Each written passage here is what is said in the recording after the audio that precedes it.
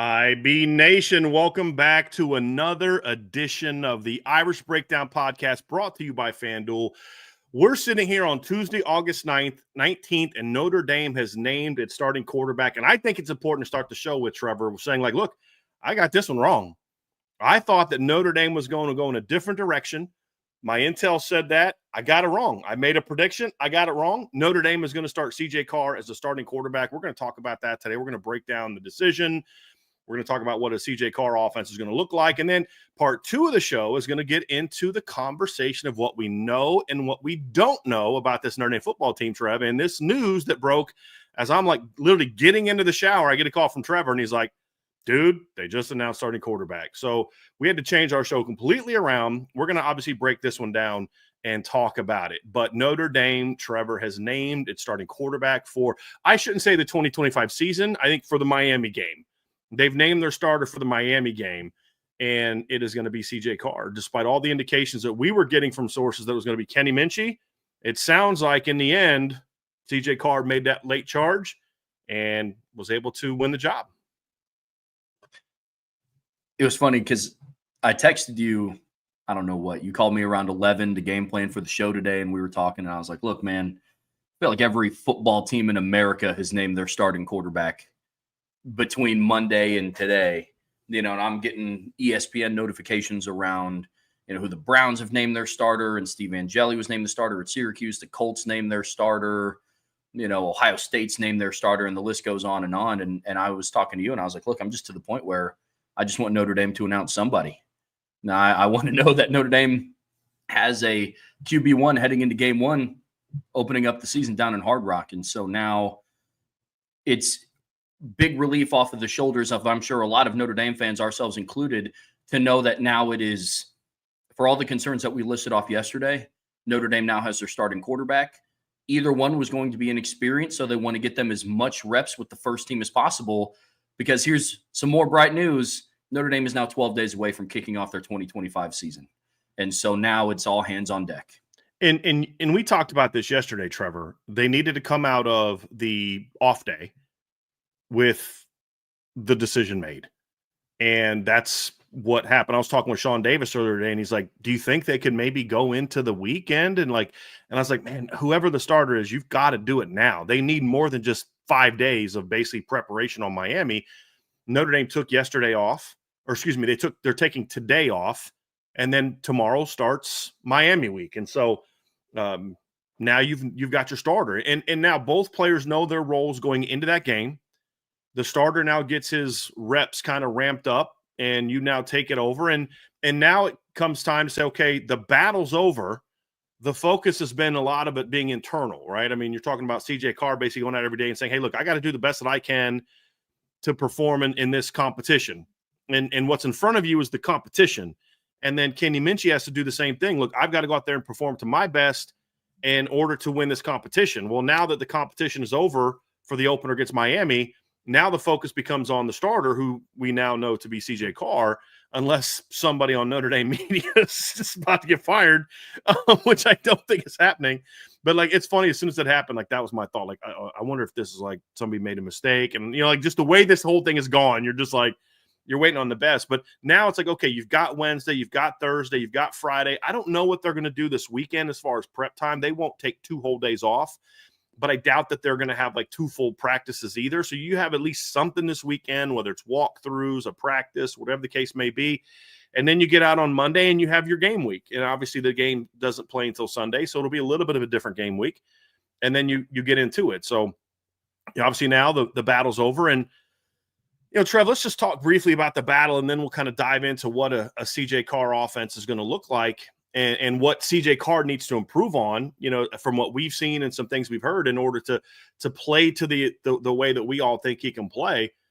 But I think the battle was interesting. We've talked a lot about it. We put a lot on the board. I put a post up last night basically saying, hey, my intel's telling me it's going to be Kenny Minchey, and here's my issues with the process. And it wasn't so much about Kenny being the starter. It was the process didn't make sense to me. And lo and behold, the process came out with a different result. I don't know that I still love the process, just because I don't know enough about how this decision came to be. Was it Marcus Freeman sitting down, looking at all the data, taking maybe the Minchie push was maybe a gut feeling based on certain things. And then you look back and look at the data, and the data tells you something different.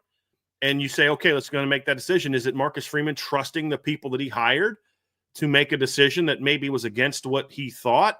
Maybe it was Marcus Freeman changing his mind because of the performance of the quarterbacks in the last few days. There's a lot of reasons of how this could have come to be, why the intel got it so wrong. And it wasn't just me. I mean, I think this was sort of the consensus across the board. But at the end of the day, the decision comes here. And CJ's the starting quarterback. And so what I'm not saying is, okay, the process was right because it came to the result that I thought it should have came to. I don't know how the process went. But what I can say is I do know for a fact that the decision was not made for the things that were my concern. My concern is, are you making a quote unquote safe pick? Are you concerned about, are you looking to maybe not be as aggressive throwing the football? You're not naming CJ Carr the starting quarterback for Miami if that's the case, because that's not what CJ did this fall camp. He was aggressive. He turned the ball over more than Kenny Minchie. Every source I had told me that. But you also heard about he made more big plays. He moved the team more consistently. Now the key is, and it's funny, I was talking to Sean about this, and he goes, you have to basically, if you pick Kenny, you have to basically go to Gino Guidugli and say, this is who we're going with. Now fix this. Like, we need to fix this. I love the aggressiveness, but maybe tamp down a little bit on it to where we're not turning the ball over. Well, now CJ Carr has a week and a half plus to make some of those adjustments and make some of those improvements. And now the team can rally around a guy. I think that's maybe the biggest thing now, Trevor, is parents are going to be a lot less, inundated with text messages from reporters. Players are going to be a lot less inundated with text messages from reporters. The offensive coaches at Notre Dame are going to be a lot less inundated with questions from reporters, and they can now say, okay, we've got our guy. Let's rally around him and let's go play ball. Because the one constant, the one thing that I was told that never changed and nobody ever disagreed with, there were some people that thought it might still be Carr. Most were Minchie. The one thing was the players had this we don't care mentality, meaning we love Kenny, we love CJ. We're going to rally around whoever is the starting quarterback. And now they know who it is, and you can move forward with that and start getting ready for Miami and put all this other stuff behind you. And I think that's important, not just for the quarterback position in the offense, but for the team in general. Yeah, absolutely. Like I said, they kick off against Miami in 12 days down in Hard Rock. It's time to start gearing your focus towards that. And Marcus Freeman in previous off seasons has talked about how, limiting distractions and making sure that the team can stay focused. And this has been the biggest distraction, you could argue, of his career, short of him taking the job, because this is his first major quarterback battle. In pertains to the battle, one, hats off to Kenny Minchie for making it this close of a battle, because there were a lot of people at the beginning of this that did have the mindset of, as long as CJ just doesn't lose the job, he's going to be the starter. And Kenny is somebody who made this so close. And it puts my mind at ease knowing that Notre Dame is in a situation where they have two guys in there that can certified go in there and win them football games. And that's a really good spot to be in as a program. It's the spot that Notre Dame has been trying to recruit to. It's the spot that Notre Dame, this is the reason why they didn't feel the need to go to the transfer portal this upcoming season, because they knew that the future, near and down the road future, was in their current room. And through different processes, they found their guy. But hats off to Kenny Minchie for making it this close. And if, God forbid, he ever has to come in due to an unfortunate circumstance, I'm sure along with the rest of Notre Dame's fan base, is going to be extremely confident in his abilities to lead the offense. But when I start thinking about this competition as a whole, I'm with you. Obviously, I read the intel piece last night on the message board, and I started thinking about that one comment that Marcus Freeman made in his press conference, talking about, this is my choice, this is my decision. And I know that that can be interpreted a bunch of different ways, and we talked about it on the show the other day, but then a part of me started to think, what if this was just his way of deflecting any amount of blame on his coaches, on a Mike Denbrock, on a Gino Guidugli? Because we've seen this track record. He's always done that. Exactly. He's always done that. That has been his track record, to your point, Brian, that after every loss, it's, I have to do better. I have to get our coaches more ready. I have to. So I wonder if that maybe played a little bit of a factor, and not just, you brought this up in the show yesterday, and I know this wasn't what you were saying. You clarified that. But it's not like if 4 assistant coaches come up to him and say, hey, I think it should be quarterback A, and Marcus Freeman's like, I think it should be quarterback B, so we're going with quarterback B. I think it's more if something were to go wrong, he wants to make it known up front that, hey, this was ultimately my decision. And that's the good responsibility that we've seen him take through those tough losses and through, performances where the team didn't win a game or win a game like we thought that they should. Marcus Freeman has always said, I need to get this team better. I need to get my coaches more prepared throughout the week, and I need to get this team ready to go. So I think it was a little bit of that as well. But I'm not sure about – actually, I am sure about you, Brian. I'm sure about the rest of the people in the chat. I'm just happy that this discussion has now came to an end, and Notre Dame has a starting quarterback. And you hope that it was handled in a way with the coaches that the players can say, okay, I got you. I'm talking about the players involved in the competition can say, all right, coach, I got my fair shot. I got it done, or I didn't get it done. And you hope that that would be the case either way. I think obviously there's been a lot of talk on our end in the media. We've talked about it on here on the message board about it. I don't think the players are as tuned into that stuff. Like somebody asked, do you think this is a distraction to the players? And I said, I don't think it's that way yet, because I don't think they're on they're not on the message board like, hey, did you guys see what Driscoll wrote? Hey, did you guys see what Tim O'Malley wrote, or what Tim Priester wrote, or what Eric Hansen wrote? Like, I don't think they're doing that. Parents are doing that. I do know that, but the players aren't doing that. They're focused on, dude, I got practice. I got workouts at 6 a.m. tomorrow morning. I'm not on a message board. But if the process continued and dragged on, then it starts to become a bit of an issue. And so now they have it behind them, and they can move forward with what they're going to be. And you just hope that – I'll say this. One of my frustrating things is I had a buddy of mine last night and said that he called me, he goes, I think CJ choked. Talking about when the thought that he wasn't going to win the starting quarterback job. And I kind of went off on him a little bit.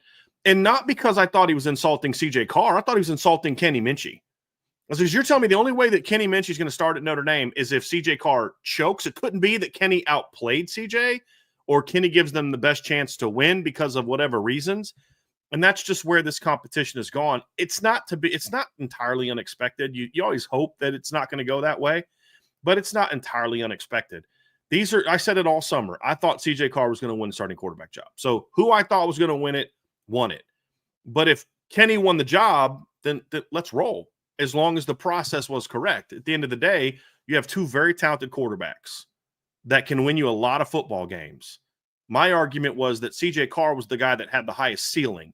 And I was actually willing to live with a couple more mistakes if it meant he was going to be – and you and I said this all summer about whoever the quarterback was. And when somebody brought up to me like, well, what about kind of like 2018 situation where, Kenny starts until CJ's ready? And I'm like, well, how fair is that to Kenny Minchey? So you put him in there, he beats Miami and Texas A&M, and then you're going to bench him against, NC State and halfway through the season. And then when CJ Carr gets to the playoffs, his first game against a really elite team is going to be a playoff game, or flip the scenario and do the exact same with either player. That wasn't fair to either guy. Pick your guy and then roll with them. And we talked about this yesterday. Even if the quarterback doesn't play great the first 2 games, you had a process that goes all the way back to January. Trust that guy. Believe in that guy. Give him the time to learn and grow as a quarterback. And as long as they do that, I think they're going to be fine, because they have 2 very talented quarterbacks that you can win a lot of football games with. And at the end of the day, CJ Carr is the starter. And now we know. So Trev, I want to dive into what an offense with CJ Carr is going to look like. Obviously, the big thing that was going to be true no matter what was Notre Dame was going to throw the ball better than they did last year. Or let me change that. We knew that Notre Dame was going to throw the ball more than they did last year. I don't want to say better, because that's still a bit of an unknown.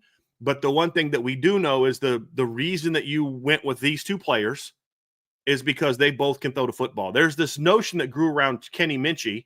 I think we both know why, that he was a dual threat quarterback. And the funny thing is CJ Carr ran for more yards in high school than Kenny Minchey did. I just want to point that out to people.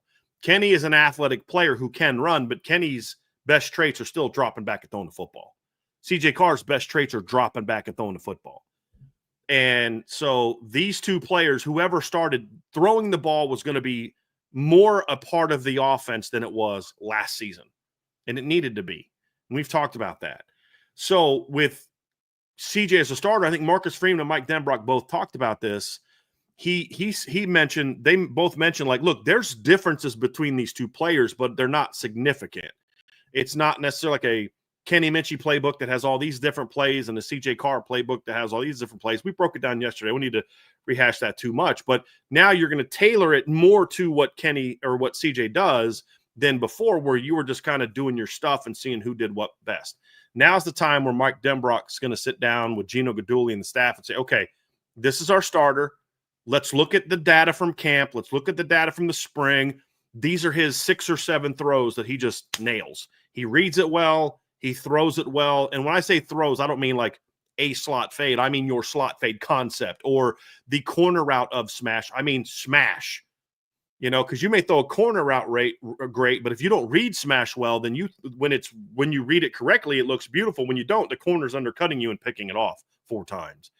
So it's more so about let's tinker with it. Let's tailor it. So let's talk first, Trev, about what a CJ Carr offense is going to look like. And I think it has to begin with the understanding that you are still going to be a team that first and foremost is going to go out on Sunday night against Miami and on Saturday, September 13th against Texas A&M with one goal at the top of your list. You know what that is?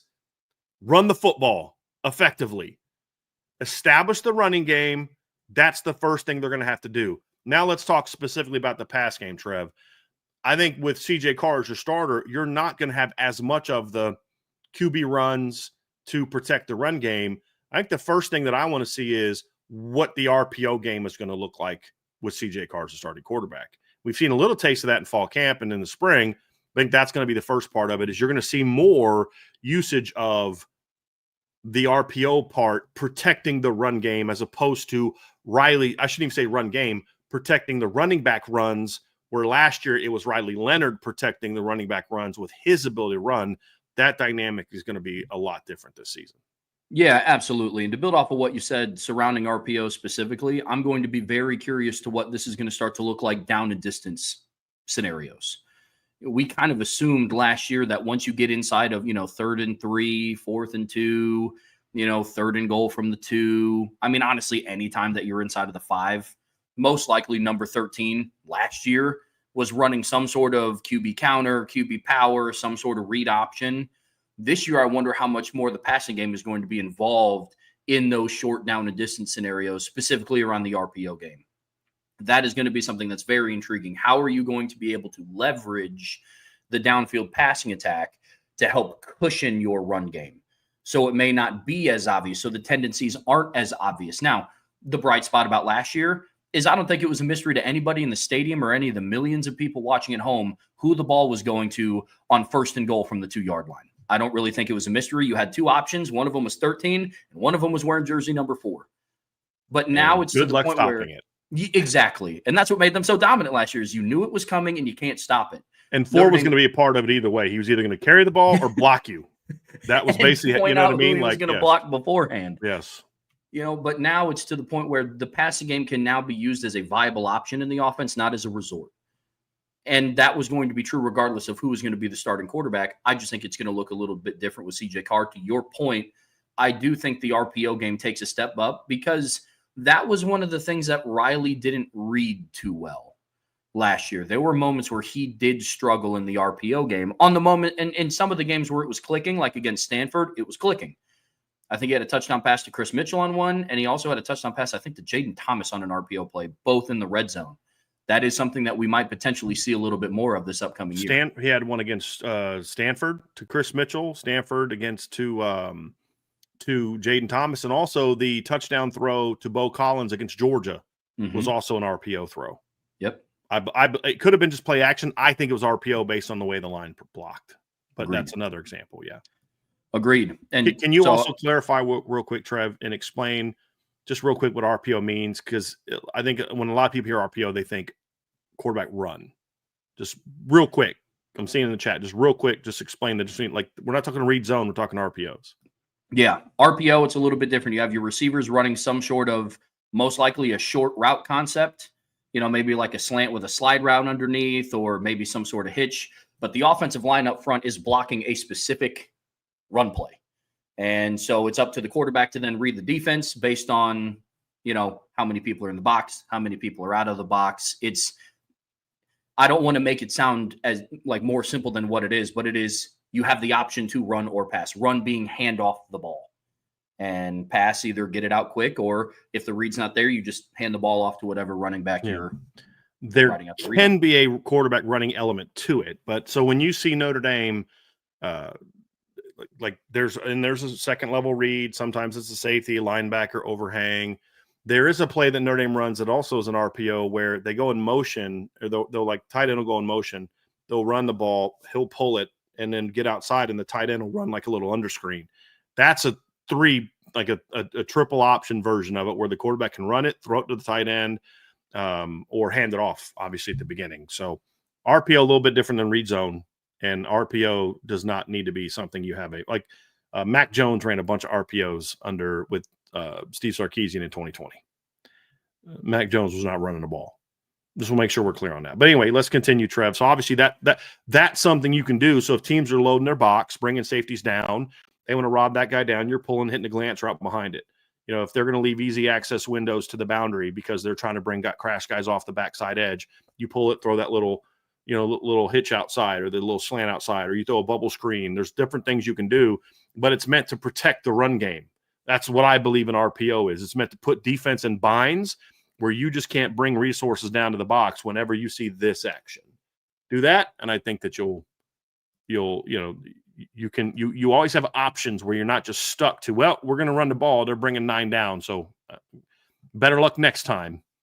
Have ways that you can attack the defense, which means they have to kind of hang back a little bit. If you're good at throwing the RPO game, they have to hang back a little bit, which now means less numbers in the box for your run game.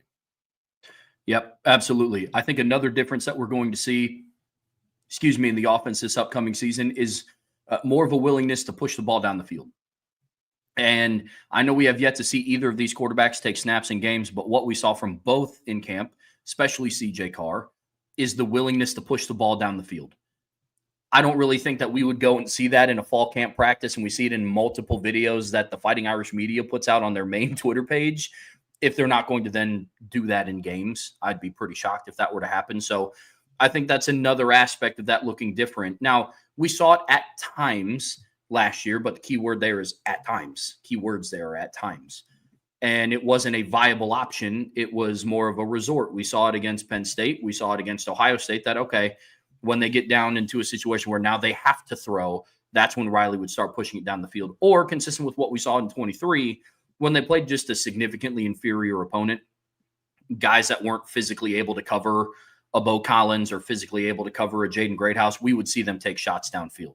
The first touchdown pass of the season for Riley Leonard was a 38-yard touchdown pass to Bo Collins against Miami of Ohio. And then we see other shot. Navy had a bust in coverage, hit Bo Collins over the top, hit Jaden Greathouse over the top against Navy. I think some of the changes is you're going to see is you're not going to have to wait until Notre Dame plays Purdue this year or wait until they play Stanford this year. I think it's going to become more of a viable option and more of a running part of the offense than it is, okay, it's 10-3, it's the third quarter, I guess we should probably start pushing the ball down the field. I think another part of the game is and this is kind of ties into the RPO game, is I do think you're going to see the quick game be utilized a little bit more this season. Some of that is RPO related. I think that's also going to be part of it. And I think the reason for that is, and that would have been true with both quarterbacks, but I think especially with CJ Carr, is because what quick game does is, number one, is it allows you to just get some easy gains against off coverage. So, I talk about a free access throw. So what is a free access throw? So essentially I look to the boundary and I don't have, there's a will linebacker. There is a safety over the top. They've rolled down to the trip side. The corner's playing 7-8 yards off the ball. That's an open access throw. It's a free access throw. Now at the snap, that guy may come down and, you've got to read that correctly. And sometimes they'll get you, but that's a free access throw. Free access throw is you're running, you've got a bubble screen call with an RPO, or you just call a bubble screen because you feel like you've got numbers a certain way. You call now screens. Now screen is basically, we saw it last year where Jaden Greathouse, Jordan Faison would run it a bunch. They would basically just step back. You just throw it right now. Get it to right now. And then they run a screen. I think you're going to see a lot of that early in the season as a way, again, to get the young quarterback into a groove. Like, look, he doesn't have to read anything on this play. And, just get the ball out to your playmakers, let them go make plays. I think that'll be a part of what we see the offense do more of than we saw last season. We saw it last season, but it's more so about kind of just ramping it up, and especially early in the season, saying, hey, what are some ways that we can protect the run game by getting the ball outside, but also giving our quarterback, not putting our quarterback in full field reads every time he drops back to throw the football. And I think you're going to see the quick game be part of that as well. And when you have the kind of playmakers that Notre Dame has at receiver, I think that's going to be a part of it. One of the things I've heard about Malachi Fields from different sources is that one of the things that surprised them about Malachi was how good he is with the ball in his hands. I think they were just kind of thinking he was going to be like a Miles Boykin type of guy. So even with him, you have the ability to throw up a quick hitch. If they tackle it, you get 4 or 5 yards, but he makes somebody miss. Next thing you know, he's 10, 12, 15 yards down the field. So I think those are ways early on that you can allow your quarterback to be more effective and to get into an early rhythm. Because I think establishing an early rhythm with the quarterback is going to be important, especially in the opener against Miami. How does Miami counter that? We'll find that out, and we'll get into that more as we get closer to that matchup. I think big picture, that's going to be another part of it. Here's something that has to be true, Trevor, and something I will think is true, is Notre Dame's percentage of throwing the ball down the field last year was very low. They did not attack down the field very often. They were not a real aggressive throwing team unless they kind of had to. It's kind of how the offense was last year. Last year in 16 games, Riley Leonard only completed 20 passes beyond 10 yards past, or 20 yards past the line of scrimmage, and he only completed 39 passes beyond 10 yards. The heavy amount of his passes were less than 10 yards down the field. So if you look at the Pro Football Focus numbers, only 29.1% of his throws were more than 10 yards down the field. And only 10.6% of those throws were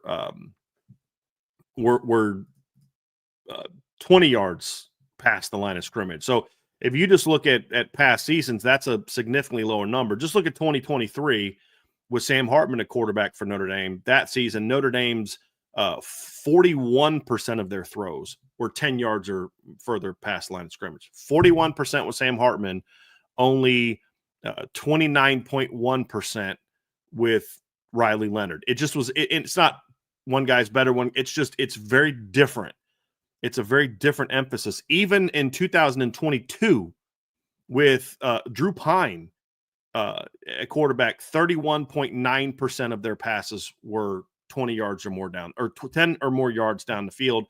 And even with Drew Pine, a quarterback, 14.2% of their throws were beyond 20 yards, and Drew completed 52.8% of them. Whereas last year, Riley Leonard only 10.6% of his throws were 20 yards or more, and only completed 46.5. Part of that is personnel related. Part of that is this is, like Riley missing time. This is where the offense is. We're a really good running team. We've got guys that, Jaden Greathouse is great in a quick game. This guy's good here, intermediate. We're just not going to be a team that attacks down the field. So that part is going to ramp up. To what degree, we're going to find out. But there's certainly going to be more emphasis on throwing the ball down the field. Now, I would argue that number should have been higher last year based on play calling. That number should have been higher if the quarterback would have been more willing to take some throws that were there. We've talked a lot about that. But even then, Trev, it wasn't that much where it was, if he would have just thrown the guys that were there, it would have looked like Sam Hartman numbers. No, it wasn't. Mike Denbrock, like what great coaches do, built the offense around his quarterback. That's why Marcus Freeman brought him here. He doesn't need just one guy to win. He can win with any type of quarterback because he'll adjust what he does to the quarterback. Well, both Kenny and Minchie have big arms, or both Kenny and CJ have both Kenny and CJ have big arms. They're going to want to throw the ball downfield. That's also why you went out and got Malachi Fields. And it's why you went and got Will Pauling, and why Jaden Greathouse is so important to your offense. And Eli Raridan is more of that type of guy, in my opinion, than what Mitchell Evans was. So I think that's going to be a big part of it too, is attacking down the field. That's going to be huge, is finding ways early on in the season to get CJ Carr some opportunities to stretch the field that don't necessarily require him to make big reads. CJ's going to force a couple. I'm pretty confident in that because we saw him do it in practice. He'll force a couple, but I'm willing to live with that because he'll hit some, but then he'll start hitting more and more and more as he starts getting more experience and seeing what defenses can do. Well, let me ask you this then, Bryan, because I'm actually just genuinely curious about this. What is a good percentage to be at of throws of 20 yards down the field or longer? Because we know what Riley Leonard's numbers were, but is it reasonable to expect what Sam Hartman did as a 6-year senior in 2023, or what would that number look like for a first-year starter, but a first-year starter that has very high upside and is very skilled pushing the ball down the field? I think part of that depends on who you are offensively. I think that's a big part of who you are. Is are you a team that wants to throw the ball down the field? For example, I think 13 to 14 is reasonable. I go back and look at CJ Stroud, his first year as a starter. Ohio State's not a team that throws a ton of deep balls. They are strategic with their deep balls and they're effective with their deep balls. But in 2021, CJ Stroud's first year as a starting quarterback, he completed 21% of his throws, 14% of his throws were throws down the field. He was at 51.6%. I think that's a reasonable number. You know, Sam Hartman's number in 2023 was a guy who was a 6th-year senior. So he was at 18.7%, and that's kind of just who Sam was. You also had that number bolstered by they would throw the ball down the field a lot against Central Michigan and Tennessee State and Pitt and teams like that. They weren't as aggressive throwing the ball down the field against Ohio State. They weren't as aggressive throwing the ball down the field against, Duke. And part of that was because he just didn't have time to get the ball down the field. But I think part of his number was a little bit inflated by the fact that, he was a bit of a gunslinger. But I think, you look at Drew Pine's 14%. Just forget what Sam Hartman did at 18%. Look at Drew Pine's 14% of his throws. I think 13 to 14 is certainly reasonable. How often you do it is also going to be partly dependent on how many you hit. If you're completing 40%, maybe you throw have to throw more because you're in more third and longs, second and longs. But if you're completing a higher rate, then that number is going to go down a little bit. So I think that's part of it too, Trev, is going to come down to can your offense protect the quarterback enough to do that? I think that's kind of a part of it. Look, if you look at, like, for example, if you look at Jaden Daniels' first year at LSU, he was at 10.8. He was at 30. His percentage was 32.6. That's a whole lot closer to what Riley Leonard was last year than what Sam Hartman was. Right. I mean, that's kind of where that one was. Certainly a percentage not closer to him than it was to even to Drew Pine. And then the next year you look at it and his deep ball percentage was up to 16.6. I think if you look at the makeup of that team in 2022 at LSU, you kind of understand why. I think somewhere right in the middle of those two is where I think you'll find CJ Carr because of the makeup of the team. Because what was different about the 23 LSU offense compared to the 2022 LSU offense? Number one is in 2022, it was year one. Jaden Daniels was a new player on a new team, transfer quarterback from Arizona State, new system that was being learned by everybody at the same time. And so, of course, they're not going to be as aggressive throwing the ball downfield. Jaden Daniels was a little bit reserved. He wouldn't pull the trigger sometimes, which is why some people wanted Garrett Nussmeier, because he comes in the Georgia game and he's just chucking it deep, when he came in that Georgia game. So then what was the concern? Well, this is why we want Garrett Nussmeier. Well, the next year, with a year in the system, and, the offense, your players more, all of a sudden you start throwing the ball a lot more effectively down the field and a lot more consistently. The other thing, too, is Brian Thomas hadn't really emerged as that kind of vertical threat either in 2022. He had 31 catches for 361 yards as a true sophomore. He hadn't really kind of taken that jump. You had Malik Neighbors who could stretch the field, but your number two receiver in 2022 was Kayshon Boutte, who was more of a short to intermediate kind of guy. The next year, Brian Thomas has his breakout, and all of a sudden he jumps up to 17 yards a catch. Kyron Lacey jumps up to 18 yards a catch because Kyron Lacey is a guy that also was more of a down-the-field type of weapon. So the weapons were different too. You have more down-the-field weapons in 2025 compared to what you had in 2023, in my opinion, as well. And I think that's part of the conversation also. So I'd say 13 to 14% is about where I think you could be. But that's a let's say a 3% difference. But if you're talking about, throwing 350 passes, 3% is 10.5. That's 10.5 more throws that are going to be down the field. And that's if it's only like that's only if you look at 350 passes. Actually, Riley Leonard last year threw 445 passes. So let's just say CJ Carr repeats that number of attempts. That's over 13 more deep shots that you're taking. And then the other part that's got to improve, Trev, to me is the intermediate piece is where I want to especially see more change from Notre Dame. I think that's the part is that you're going to get your deep shots, but there was a lot of things last year that we did not see from the pass offense that I think we will see and need to see more from this year. The 10.6 deep shots is where we start with, but that to me is not the number that was more troubling for Notre Dame. Last year, only 18.5% of their shots were from 10 to 19.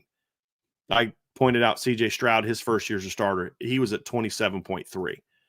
That's a much bigger number. I mean, you're talking about just not a lot of balls at all going past 10 yards. I think that's an area where I definitely want to see a jump. CJ Stroud, only 14% were shots of 20 or more.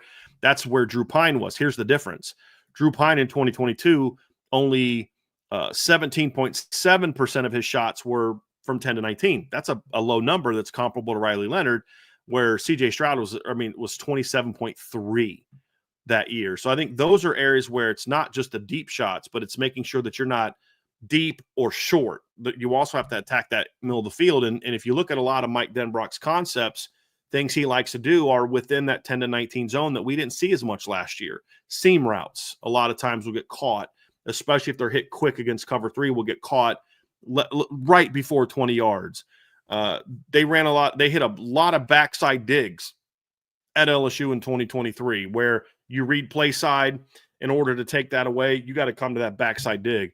I can only name 3 times that I remember last year Riley Leonard coming to a backside dig route. I can only think of 2 or 3 times all year. He missed one. He hit one against, I think it was Miami, or maybe it was Stanford, actually. He hit Chris Mitchell on a backside dig route, and then he hit another one a little later in the year. It's just not something they did as much. And the corner routes, a lot of times, the out cuts will hit there.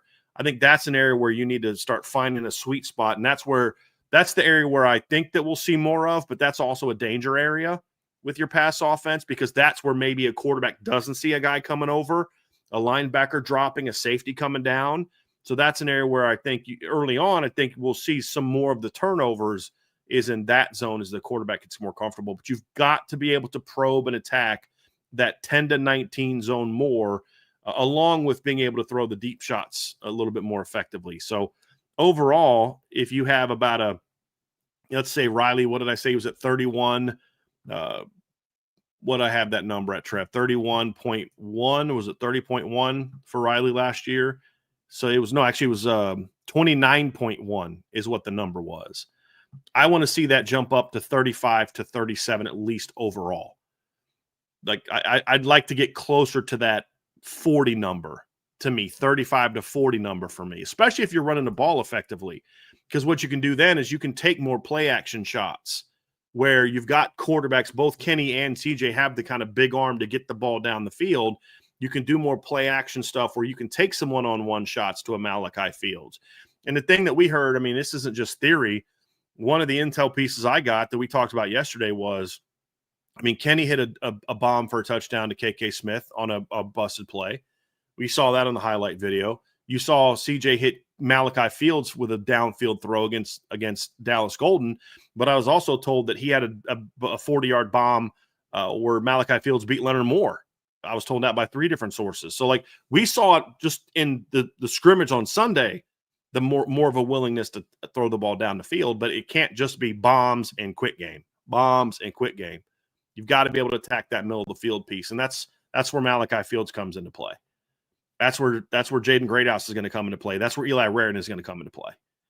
I think being able to hit those guys. And then there's some easy access throws that you can do down the field as well, the stop routes. So one thing that Mike Denbrock does is he runs a lot of verticals. And the way that Mike Denbrock teaches his verticals is they're all built-in reads. So verticals, essentially, everybody's running a go route on the outside or a seam route on the inside. And the way that he teaches it is if I'm running a go route and I've got a cover 3 corner who's 7, 8 yards off the ball, and at the snap he takes off, I'm not going to try to catch him and eventually pass him at 60 yards down the field. You can do that with Will Fuller. That's kind of where the list ends of Notre Dame receivers are going to do that. So what Notre Dame will do is they will then push past 10 and then stop. And you see they stop, and then you just kind of bang that little quick stop route. Almost always, I'd say over 90% of the time, when I break down the film, over 90% of the time, that stop route is off of a converted go route concept, the verticals concept. And if you're, you could call it stops, but then if they squat, then you convert and you run past them. Usually you teach it as a vert that converts. That's usually how you teach it. Go unless. And we see Notre Dame do that a lot. You'll also see them do that in the slot. So if they're running, a cover 2 concept, or maybe they're running a quarters concept, and the safeties kind of bail, and I mean like an old school quarters, like safeties sinking, you may stop that sucker in like 10 to 12 over the middle and bang it to your tight end. So they run a lot of that. He ran that a lot at Notre Dame last year. He ran that a lot at LSU. He ran it at Cincinnati. It's an easy concept to learn because you can call it over and over and over again, and it'll look different almost every time based on what the coverage is. So if it's cover 2, it's going to look different than if it's cover 3. It's going to look different than it's cover 4. It's going to look different against, combo coverages, because I'm making my route decision based off what I'm seeing. I don't care what's going on over here. I'm reacting to this guy. And then the quarterback's got to read it and get the ball out. So I love concepts like that, Trev, where you can just keep calling this play, and it's not always just a go route. It can be different things. And so we're going to see a lot more of that. But being able to hit those stops and seams and option routes over the middle that are converted off the goes is something that I think we'll see a decent amount of too for Notre Dame this season. Yeah, there's definitely going to be some improvements, especially around the intermediate passing game, that I'm excited about. One thing that I wanted to get into kind of before we end this segment is we're very aware of how high the ceilings were for each quarterback. I mean, FanDuel had CJ Carr 900 points above Jeremiah Love in the Heisman odds before he was even named the starting quarterback. I just went through and refreshed it, and they have not updated the odds since CJ has been officially named the starter. But these are 2 kids with extremely high ceilings, but that doesn't mean they're finished products yet by any means. Fact of the matter is that CJ Carr still has yet to take a meaningful snap at college football. So there are 12 days left until Notre Dame begins their season against Miami. What are some of the things that he individually will have to kind of work on over the next week and a half to make sure that he is ready to go? Because as exciting as this news is, neither quarterback were going to be finished products, obviously.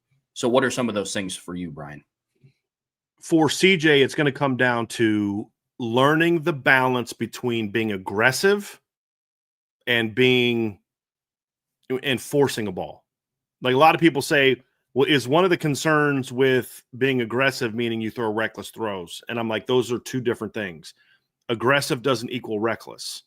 You're usually reckless when you're aggressive, but that's not even always the case. And sometimes you're just reckless with the ball.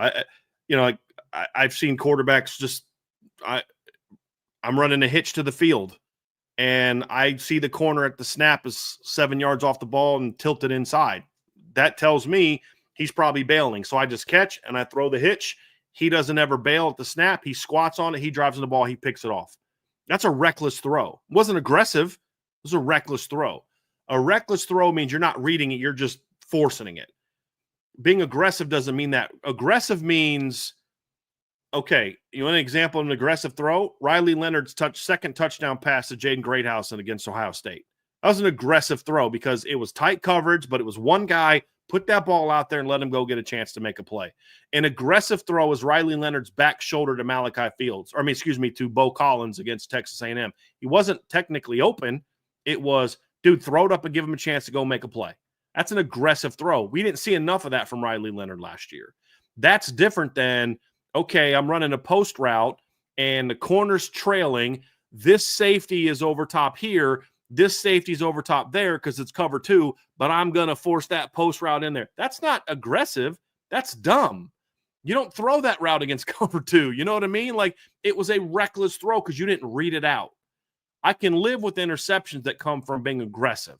I thought I could make that throw. Like the interception CJ Carr threw against to Ben Minnick in the spring game. That was an aggressive throw, that he'll learn from. You don't want to make that throw again because you got to read the leverage of the DB. That's not a reckless throw. A reckless throw is, you could argue, his first interception to Tay Johnson in the spring, where you had a safety over top here and then a safety coming underneath here. You can maybe argue that's a reckless throw because I think he just saw the pre-snap coverage, just threw it. You can maybe say that. His second throw, where he tried to throw it over Bronte or Tay Johnson, he just jumps up and makes a great play on it. I don't think that's a reckless throw. That's an aggressive throw because he thought, I can get over. He sees the guy. I can get over top of him. Now you need to know, you want to make that throw next time, you better get that sucker about 6 inches higher than what you got it. Or know that when 9's there, you don't throw it. If so-and-so is there, if somebody else is there, you throw that, but not when he's there. Hey, I'm going to throw this back shoulder throw against this guy, but when Leonard Moore's over there, I may not make that back shoulder throw because he plays it so well. Or I may lead him on this throw it high, but I can't do that against Leonard Moore. I got to throw it true back shoulder. Because there's two ways to throw a back shoulder. One is to go up and get it. The other is to literally make it to where the receiver has to turn around and you hit him on the back shoulder. Against Leonard Moore, that high ball is not going to work all that well because he's 6'2", he can jump, and he's really long. So you may need to actually use his aggressiveness against him. Those are things that you learn. That's an aggressive throw, but sometimes when you make that throw against Leonard Moore, he's going to pick it off. Okay, I can live with that. We took a shot, and they made a play on it. A reckless throw is what Drew Aller did against Notre Dame in the bowl game. He threw backside, rolling left, threw back. That's not a reckless throw. Riley Leonard did not make a reckless throw and denied Dennis Sutton, picked him off. He made a bad read, but it wasn't a reckless throw. You see what I'm saying? So, like, it's knowing the difference in those two things. If you're rolling left, don't flip your hips around and throw a backside dig unless the guy's wide open, like Drew Aller did. That's a reckless throw. An aggressive throw is, I thought I had a window like this to hit that in cut, and I didn't, and it got tipped and picked off. Okay, I like the throw, but if you're going to hit it, you got to hit it sooner. You can't wait that long to throw it. Those are examples of the difference between an aggressive throw and a reckless throw. I want CJ to be aggressive. If Kenny's in there, I want him to be aggressive. I want them to be able to push the boundaries. But they have to understand the difference between aggressive and reckless. And that's what a lot of people have asked us about in mailbags, is understanding the difference is something that CJ is going to have to learn. And knowing when I can live with a turnover and when, no, man, like at this part of the field and this down and distance, just jump the ball off to Jeremiah and see if he can go do something with it. In this game situation, like that's really what a lot of this comes down to, Trevor, is I probably should have just said that at the beginning. It's just knowing the game situations also is going to be important, because like you're thinking in the 7-on-7 mentality that a lot of young quarterbacks have, or I'm out there trying to throw dimes all the time. And in a game, you say, hey, look, man, it's okay sometimes to just take the check down and or throw it away and live to fight another day because you have this great defense. And when to say, yeah, it's 3rd and 9. But based on the time of the game, based on the down and distance, and based on the route, I'm going to try to take this throw. I'm not going to try to squeeze a window that tight on 3rd and 9 between 3 guys, and we're at our own 35.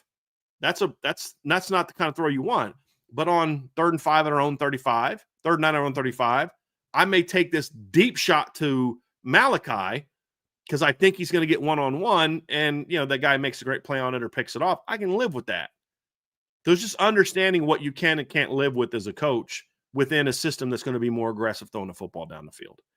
That's really what it boils down for CJ. And then just understanding that, and for all young quarterbacks, knowing the difference between reading a defense and guessing a defense. A lot of young quarterbacks, I'd say the same thing about Kenny. You think you know what they're going to do. In high school, you could kind of line up. They're going to show you something. And more often than not, you kind of know what the coverage is going to be. In college, they're showing you this because they don't want you to know what the coverage is going to be. And that's going to be something that young quarterbacks, good defensive coordinators will try to bait young quarterbacks into mistakes. And you've got to know the difference. So make your pre-snap evaluation. Like I've always hated the term pre-snap read, because a read is something that creates a decision. And the only time I like to actually read pre-snap is if you are going to take an easy access throw. Hey, that guy's off the ball. There is no anybody in the slot. I'm taking the now screen or I'm taking the now throw. That's fine. But if you're dropping back, I don't want a pre-snap read. I want a pre-snap evaluation and a post-snap read. And that's the process that Gino Guidugli is working with both of his young quarterbacks, is knowing the difference between a pre-snap evaluation and a post-snap read. And that's actually more of the mistakes I'm worried about with the young quarterback, is that not so much I tried to fit that post route in. I can live with that. It's when you get baited, that guy baits you into throwing a hitch route to the field and he wasn't bailing. He was just trying to get you to think he was bailing. That's going to be the key to that. And knowing like, okay, he bailed, so he didn't bail, so I got to go here. So you make your pre-snap evaluation. He gets you. He got you. He got me. I thought I was going to go here. It's not there. So what do you do? And that's going to be the key. When they don't give you what you think they're going to give you, knowing where to go with the football. And that's something a lot of young quarterbacks have to learn. And it's something that we're going to learn how he handles as the season begins to unfold. There's definitely some things that he can work on, continuing to work on in camp, like you highlighted, knowing when to, kind of turn that gunslinger mentality on, and then also kind of knowing when to, hey, you take the check down, take what the defense gives you. You have a lot of skilled talent around you, and they can definitely make something work after the play. So I agree. It's kind of learning how to be more of that game manager, have a little bit more of that to your game, not completely switch who you are. Don't get that confused, but be what makes you great, but also know when to live within the offense and, let your guys go to work for you. Well, listen, folks, it's going to do it for part one of today's show. Notre Dame has announced CJ Carr as their starting quarterback for at least the Miami game. And obviously things could be subject to change as the season goes along. But as of right now, Notre Dame has their QB1 12 days before they begin their 2025 season. Don't go anywhere, guys. We have a lot more content coming your way. There's 1,700 people watching this live right now, so be sure to hit that like button. Make sure you subscribe to this channel, and you have that notification bell hit so you know whenever we go live here on the Irish Breakdown channel. But the best way to support what we do here is subscribe to the premium message boards at boards.irishbreakdown.com. All right, Bryan, in part two of the Irish Breakdown podcast today, brought to you by FanDuel, we are going to be talking about this football team as a whole, and we're going to be discussing this in two different parts. Part one, we're going to talk about what we know about this program through fall camp. And then the other side is going to be things that we don't know. Not meant to be taken in a negative connotation. It's just there are just some aspects of this team that we're going to have to wait to see until August 31st, and then it's going to be a constant evaluation as the regular season goes on of waiting to get these questions answered. But starting off of what we do know about this team, I guess one is the obvious one. We now know who their starting quarterback is going to be for week one, which is kind of funny because when we put together our pre-show notes, the top of the list thing of what we didn't know is who was going to start a quarterback for Notre Dame. And so then once the news broke, we had to kind of switch how we were going to do things. But at the top of this list, Bryan, when we start talking about what we know, what we don't know about this team, there will be some things that are evident now that we got to see with our own eyes at fall camp. And then there's going to be some things that we just kind of have to wait and see. But what we do know is that this running back room, sticking on the offensive side of the ball here, is loaded. Absolutely loaded.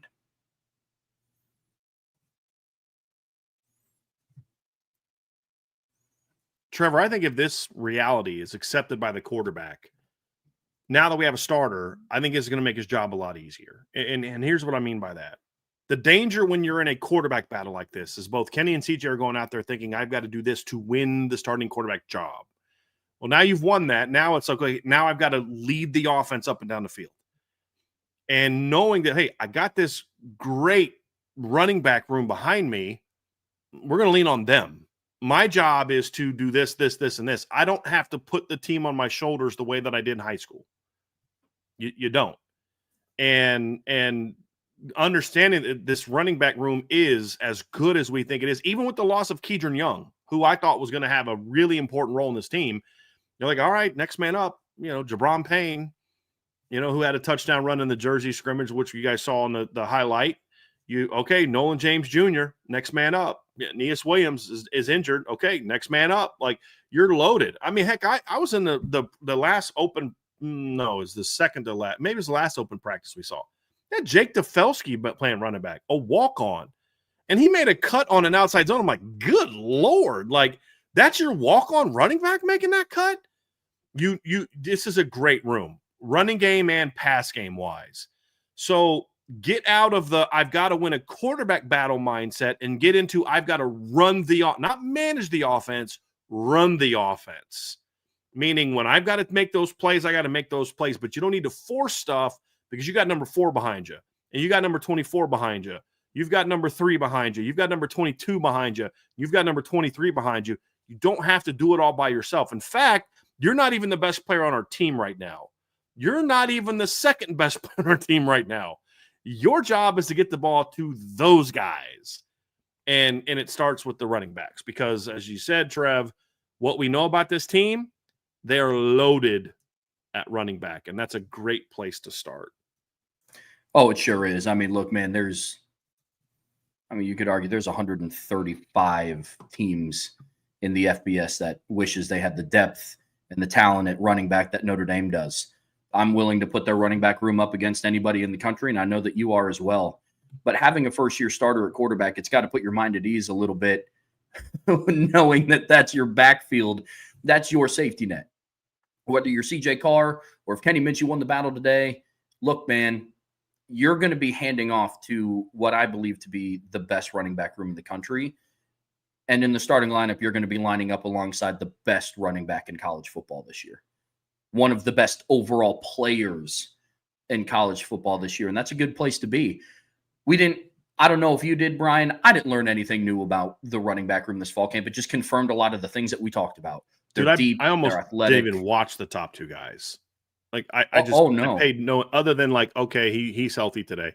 I'd watch him go through a drill, and if they went through the drill full speed, I'd stop watching the running backs. The top 2 running backs. And I'd peek over when Jabron was running. I'd peek over with Nolan James was running, but not when those 2 guys are there. Right? They proved it all year last year. That's a known. Yep. That's a known commodity. There is no greater, I would argue there's no greater known on the team, period, from a positions group standpoint than that. And I'd say it's one of the top 5 knowns in all of college football. Notre Dame's running back room is loaded.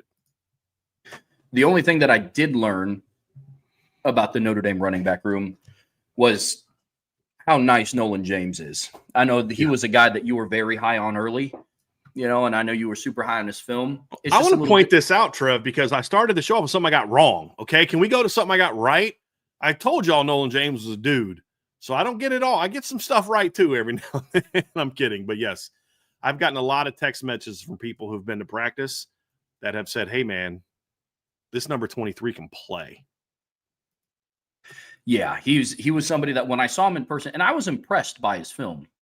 I don't want to make it seem like I thought he was a nobody, but seeing him in person, it's like, okay, yeah, hits a little different when you're not watching it on film. I don't think the film lied per se, but I do think that it is different when you see him in person. Very smooth athlete. Part of it is, Trevor, of not necessarily, like you said, the film doesn't lie, but the thing about Nolan James is he doesn't have like that sexy high school film where he's like making 87 cuts and jukes and all those type of things. It's like he's Terrell Davis. I mean, you watch Terrell Davis rush for 2,000 yards in 1998 for the Broncos, and then you watch Barry Sanders rush for 2,000 yards for the Lions. And what was it, 90? It's not like the year or two before that. It's going to look a whole lot different on a highlight tape, but it's still 2,000 yards. You know what I mean? Like one's real sexy, one is like not. But it's equally effective, and that's Nolan James. Like he isn't the guy that's just going to have like the, oh my gosh, did you see that crazy cut? Like remember when Reggie Bush put that move on I think it was the Fresno guy where he barely like stops and puts the ball behind him. Like, all right, that's ridiculous. That's not the case you're not going to see Nolan do that. You're just going to look. He's that guy you look down at the end of the game and you're like, oh, he had 21 carries for 117 yards, and you're like, okay, yeah. Sometimes you're just going to do that. And you're like, wow, I didn't realize he played that well. That's kind of who Nolan James is. And that's one of the things I've always really liked about him as a player is just, he's a dirty work guy, but he's a really effective, talented dirty work guy. This is the kind of try hard guy that you recruit when you're trying to win a national championship. Not, and it's we often think the try hard guy is like the guy that's like 3 inches too short and 20 pounds too light and 0.2 of a second too slow on the 40-yard dash. That's what you do when you're trying to be 9-3, 10-2 every year. The try hard guys you recruit when you're Notre Dame is this guy's just not sexy, but he's really good. and that's Nolan James to me. Sticking along the lines of the run game here, Bryan, another thing that we do know about this team is the offensive line room is deep, and they sure can run block. That is for certain. I have some questions about the offensive line, but even through fall camp, and when we talk about what we know and what we don't know, it's about things we've confirmed in fall camp. It's not so much like, well, based on last year. It's like last year's part of it, but it's also, okay, this continued in fall camp. And just because the offensive line ran block well last year doesn't mean that they're going to run block well this year, because there's no Rocco Spindler, there's no Pat Coogan, there's no Charles Jagasaw, there's no Sam Pendleton. So you look at it and say, okay, well, will this group run block well? And every time I've had a source of mine can bring up potential issues with the offensive line, it's always revolving around one area, and it ain't run blocking. And what we've seen in person, obviously, and we don't know who the starting five is going to look like. That's the thing we don't know. We won't bring it up in that we don't know section, just because it's like we're not going to talk about every single starter that we don't know yet. But it's almost at the point now where it's like it doesn't matter, because with Sullivan Absher or Gerby Lambert, the run blocking won't be a problem. Now they got to prove they can pass pro. Anthony Knapp still got to show he's improved in pass pro and all these things. But as far as run blocking, Trev, that's not something I'm overly concerned about for this season. No, I'm not either. You just look at the personnel that you have, regardless of not knowing the starting lineup or not. I think you and I have a pretty good inkling of who 4 of the 5 starters are going to be, left to right. Knapp, Schrouth, Craig, somebody at right guard, and then Emil Wagner. And all signs are pointing to this group being a very solid run blocking group. I am very confident in saying that, especially after fall camp. Some of the things that we've gotten to see, some of the things that we've heard, I think they're going to pick up right where they left off, despite not having, to your point, Pat Coogan and Rocco Spindler and Jags and Sam Pendleton. So that is something that I am confident in. Yeah, because like Sam Pendleton when he had issues last year, it was primarily either being assignment correct or pass pro. I remember saying at one point in time through the first 4 or 5 games, and he regressed a little bit because I think he got a little bit overwhelmed and playing next to a younger player. But I said, Sam Pendleton is going to grade out lower than any offensive lineman on the roster right now, but he's also going to have the best highlight film because he can run block. And again, redshirt. It's not a knock on Sam. Redshirt freshman, still learning to play. But it's like, the potential was there. It just, the pass game is usually kind of what comes second with more experience. The run blocking is there. And they had that last year. Just go look at the A&M game and watch Sam and Anthony Knapp next to each other. They had issues in pass pro time. Issues in run blocking. They got after it. And I think this unit will be very similar to that. Let's switch gears and talk a little bit about the passing offense, Bryan, specifically more around the wide receiving core. And this is a group, now that we're kind of through fall camp and we're gearing up, cannot believe that next week is game week. It's a great spot to be in. There's college football on TV this weekend, bro. You don't understand how fired up I am about this. There sure is. Old Farmageddon across the pond over there in Ireland. So it's going to be awesome. Cannot wait. But one thing that we do know now after fall camp is the wide receiving core is much improved. We don't know exactly what that's going to look like on the field come game day, but I want to ask you this because I don't have the in-person comparison. Where the receiving core is at right now compared to where the receiving core was at this time last year, can you confidently say that it's improved from a year ago, say August 19th, 2024? I think it is, yes. And there's several reasons for it from what we've seen this spring. Number one is I think Malachi Fields is just a better player than Bo Collins. It's not a knock on Bo. I think Bo did some really good things for him last year. Malachi's just a little bigger, a little bit more dynamic, a little bit more consistent catching the ball. I think Will Pauling has made a quicker transition into the offense than Chris Mitchell has. One thing we talked about last fall camp, Trev, is Chris Mitchell wasn't really doing a whole lot, making a lot of plays, and he was dropping the ball too much. And that's part of the reason he never really became a focal point of the offense. Greathouse was doing his thing. Faison was doing his thing, and Jaden Harrison, he was reported. He just never knocked my socks off as a wide receiver. When I look at it now, Malachi's good. Jaden Greathouse and Jordan Faison look even better than they did last year. Will Pauling is better, but that's not even just the reason why. Micah Gilbert looks better than he did last year. I mean, I put an intel piece up, and this is a reason to be on the board. Is one of the intel pieces I came, one of the reasons I kind of look at this receiving core, and one of the intel pieces I put out was Micah Gilbert's a guy that I hear as much as anybody not named Malachi Fields or Jaden Greathouse when it comes to how they're performing this spring.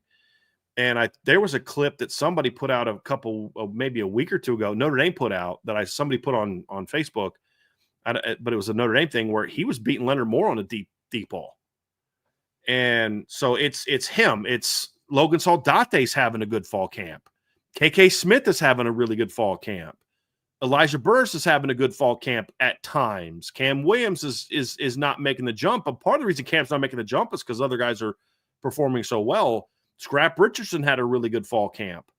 So you now look at it, you're like 8, 9 guys deep of talented players that you wouldn't necessarily have a problem putting out there.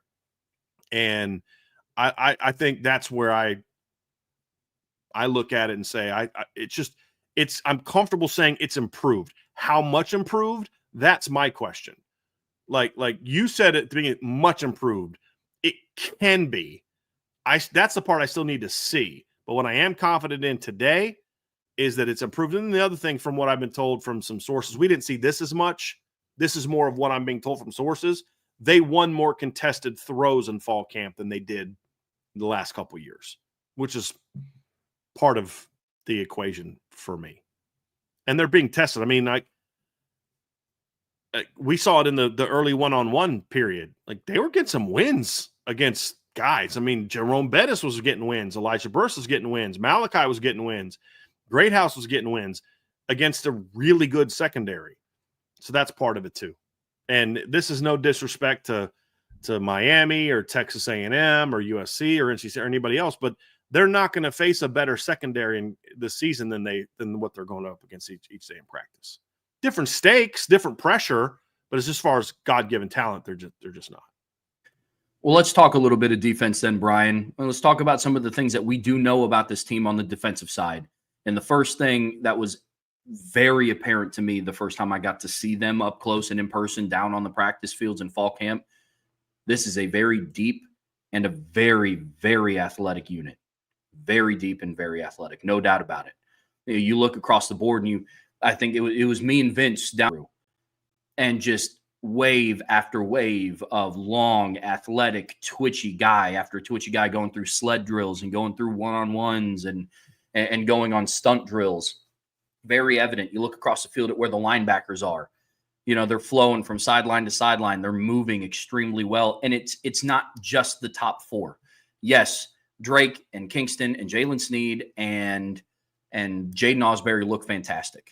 With that being said, the list in there, Madden Faremo looked great.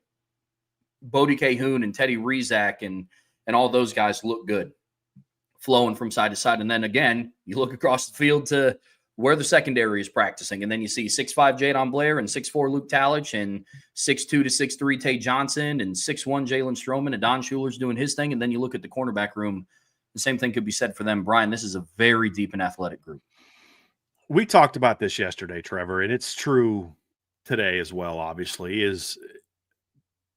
this is the deepest set defense I've seen at Notre Dame in my time covering the team, and that goes all the way back to 2010. It's the deepest I've seen as a fan since Lou Holtz was at Notre Dame. It's the longest defense that we've seen. And it's not, length is not, okay, they average 6 to whatever, but it's more so, it's like Boubacar Touré is 6'4".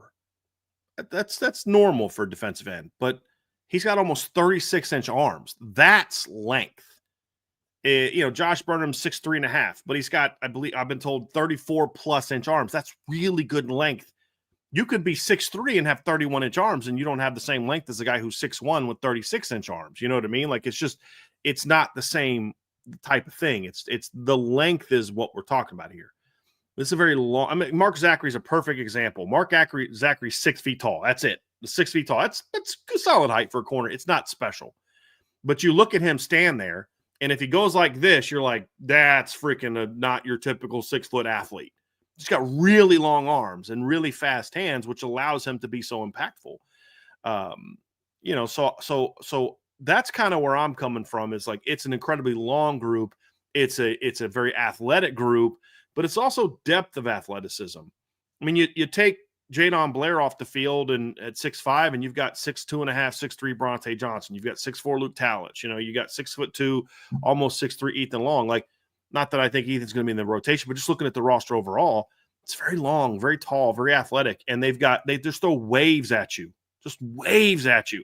It's like Notre Dame. They were doing a 3-on-3 the other day in practice, and I'm thinking back to like 10 years ago. And honestly, when they go 3-on-3, especially on defense, it's like a lot of walk-ons, a lot of true freshmen that weren't necessarily highly ranked guys. And now it's like you don't see any walk-ons. I think the only walk-on I remember being on the field was Jake Tefelsky, who I mentioned is a pretty darn good athlete. But you're looking at it and you're like, I'm looking at the defense and it's like Chris Burgess, Madden Faramo, Teddy Rizak, Jadon Blair, Ethan Long, Cree Thomas, Dom Hulak. And I'm like, these are dudes. They're young, but they're dudes. And the offensive line's like Will Black, Devin Houston, who like opened up a hole like 6 feet wide on the backside of an inside zone for Tefelsky to cut through. And you're like, these are talented. James Flanagan. These are talented players. You had Ty Buckner running quarterback, a guy who is the only quarterback on Notre Dame's roster who's won a college football game. He beat a ranked South Carolina team in a game where he had over 300 yards of offense and 5 touchdowns. That's your third-string quarterback in this 3-on-3 drill. And you just look at this defense, especially, Trev, and it's like the depth and the length and the athleticism is as good as we've seen. It really is. It's definitely the best that I've seen in my fandom. Deepest and most athletic. I mean, I started watching this team in 2005. You've had some dudes here on and, few and far in between. But above all else, very, very excited to see what this defense can do this upcoming season. Another thing, you mentioned quite a bit about the secondary, and you were talking about the safety room and the corners and how long Mark Zachary is. Bryan, I think as a whole, I think we can confidently say that this secondary is big time. Yeah. They are legit. And I think they're going to pick up where they left off from last year. It is going to be fun to watch this unit. And there's a lot of there's some things we don't know about the secondary. Who's going to be the number 2, the second safety starting next to Don Schuler? Who's going to be the next guy on the field? Like, who's the number 3 safety? Who's the number 4? Is the rotation going to be 3 guys, 4 guys, 5 guys? How much are they going to rotate their corners, especially early on? I don't expect it a whole lot against Miami and Texas A&M. I think we'll see more of it against Purdue and as the season goes on. But I don't think we're going to see a ton of it early because you're going to have your starters. But, like, how deep are they going to go? I think those are all question marks. But what we know is it's an incredibly talented group. Like the guy that I keep hearing the most about at corners, Mark Zachary, who I don't expect to play much in the opener against Miami. But he makes, like I said yesterday, I had a guy tell me he's an interception a day guy. And defense, other players, like when you start impressing your teammates, that's when you know you're really stepping up. And I've heard that, like, man, they're just like, dude, this guy can play. Like, even not other corners. I'm talking about like other. Like, I was talking to a dad of a starter on defense yesterday. I'll tell you that we're just chatting. How are things going? And he's talking about how his kid is like talking about Mark Zachary. More often than not, his kid's on the sideline when Mark Zachary's playing. So it's like he's just watching the defense and he's just, man, this kid number 24 can ball. You know what I mean? And that's a great sign because when you're standing out in this room with Christian Gray, Leonard Moore, and Dallas Golden and all that, you're really good. This is a loaded secondary. Devontae Smith has made a smooth transition. Carson Hobbs is built on his fall camp. The freshmen are talented. The Jalen Stroman's getting more and more comfortable every day in the system. And then, of course, a Don Schuler's a Don Schuler. Tay Johnson is, still a little bit more up and down than you'd like, but he's going to make plays. And it's an absolutely loaded secondary. It's going to be one of the 5 best secondaries in college football. Are they 1? Are they 2? Are they 3? I don't know. But I'm telling you right now, I'm very confident in saying this is going to be one of the 5 best secondaries in college football. Oh, I'm right there with you. FanDuel keeps releasing lines for the Notre Dame Miami game, and right now Carson Beck's over/under is set at 216.5 passing yards, which, if I'm willing to bet, that might be on the lower end of what he did last season at Georgia. But that's already been put out by them. So very interested to see. Well, what's interesting, Trev, is that is actually, like, if you look at his numbers last year, he averaged 268.1 passing yards per game last year and then 281.5 the year before that. So they're expecting him to go way below his season total, which I would imagine is partly about a young, unproven receiving core, but also like, dude, you're going to get some Notre Dame secondary that allowed less than 200 yards a game, I think each of the last 2 years for sure. Let me look at this real quick. Last year, Notre Dame gave up 169.4 per game. They were at 157.3 the year before that, 198 the year before that. So they haven't given up over 200 passing yards a game since 2021 when Brian Kelly was the head coach. Ironically, Marcus Freeman was the defensive coordinator on that team. But it just tells you how far things have grown under Marcus Freeman with Mike Mickens as the secondary coach. This is going to be a very, very deep secondary room. I'd be curious if they had I want to see if like FanDuel has something for like number of interceptions and things like that. But I think I think Carson Beck will get some yards for a host of reasons. Not all good for Miami, but it's the turnovers, the battle that's going to be the interesting thing. Because that's something he's had some issues with in the past is he'll win pressure, he'll turn the ball over. Which leads us to the next point, Trevor, is the group that's going to determine that may not even be the secondary, maybe the D-line. 100%. That's another thing that we do know about this team is the D-line is improved. This was one of the bigger question marks that we had about this team going into the offseason. You know, you lose R.J. Oben, and I know his overall performance was a little bit disappointing, but thankfully for that Georgia game, I'm sure that when people look back on the 2024 season, they're going to remember R.J. Oben's strip sack of Gunnar Stockton the end of the first half of that Georgia game.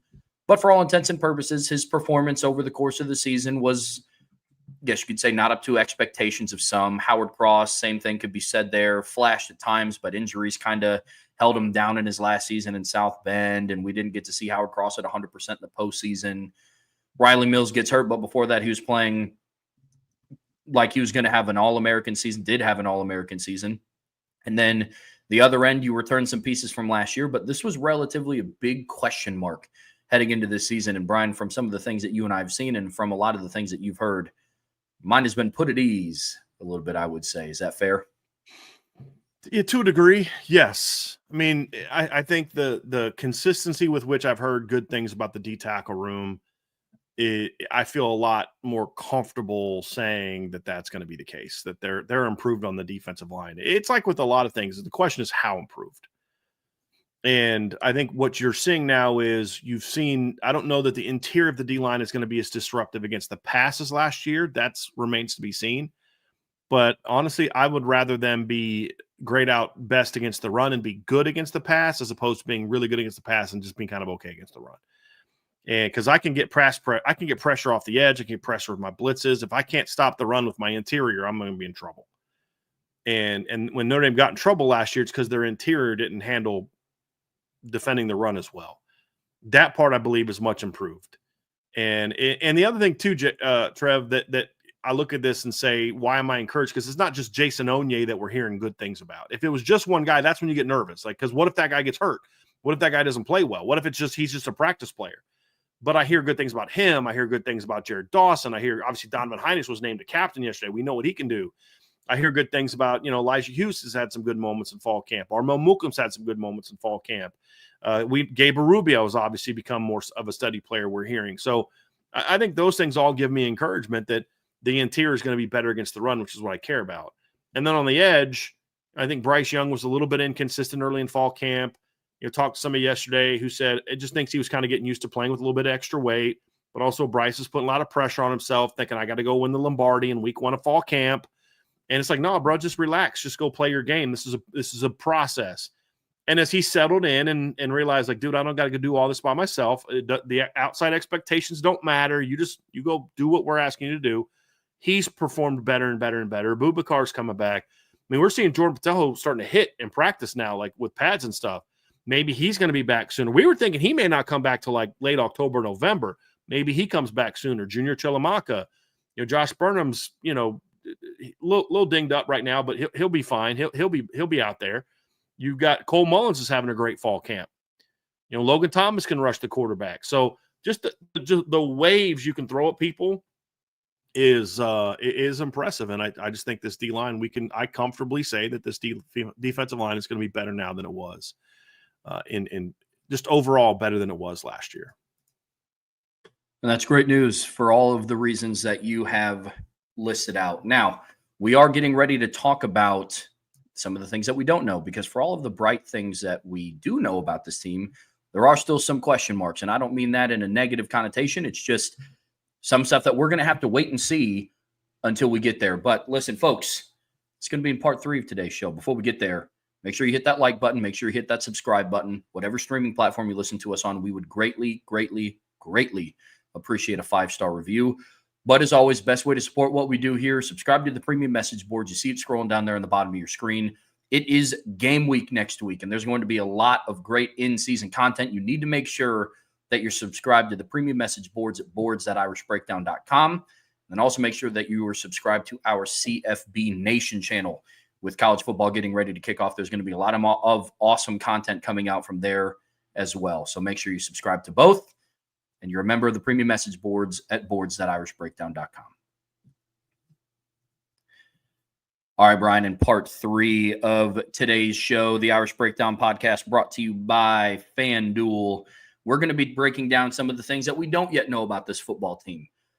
I'm a huge proponent of sometimes you just don't know what you don't know. And a lot of these questions are going to be answered as the regular season carries on and when we get into the postseason.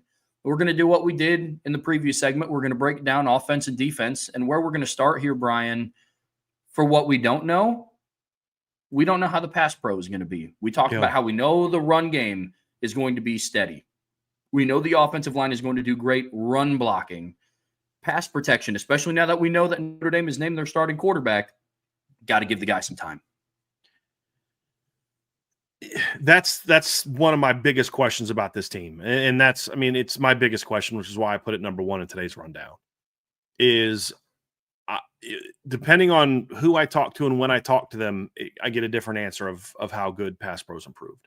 I've heard at times that Anthony Knapp's gotten better. I've heard at times that Anthony Knapp has struggled, especially when they go 1s and 1s in like team situations. I heard that there's been a lot of false starts, and a lot of the false starts are happening on passing situations, which is driving the coaches a little bit nuts. And like that's a question mark for me. Is it wasn't good last year. You're going to have a first-year starting quarterback, no matter who it is. You're going to have a guy that is not going to have, no matter who your starting quarterback is, he's not the runner that Riley Leonard was, unless for some reason you're going with Tyler Buckner again. Like, you're just not going to have the runner you had last year.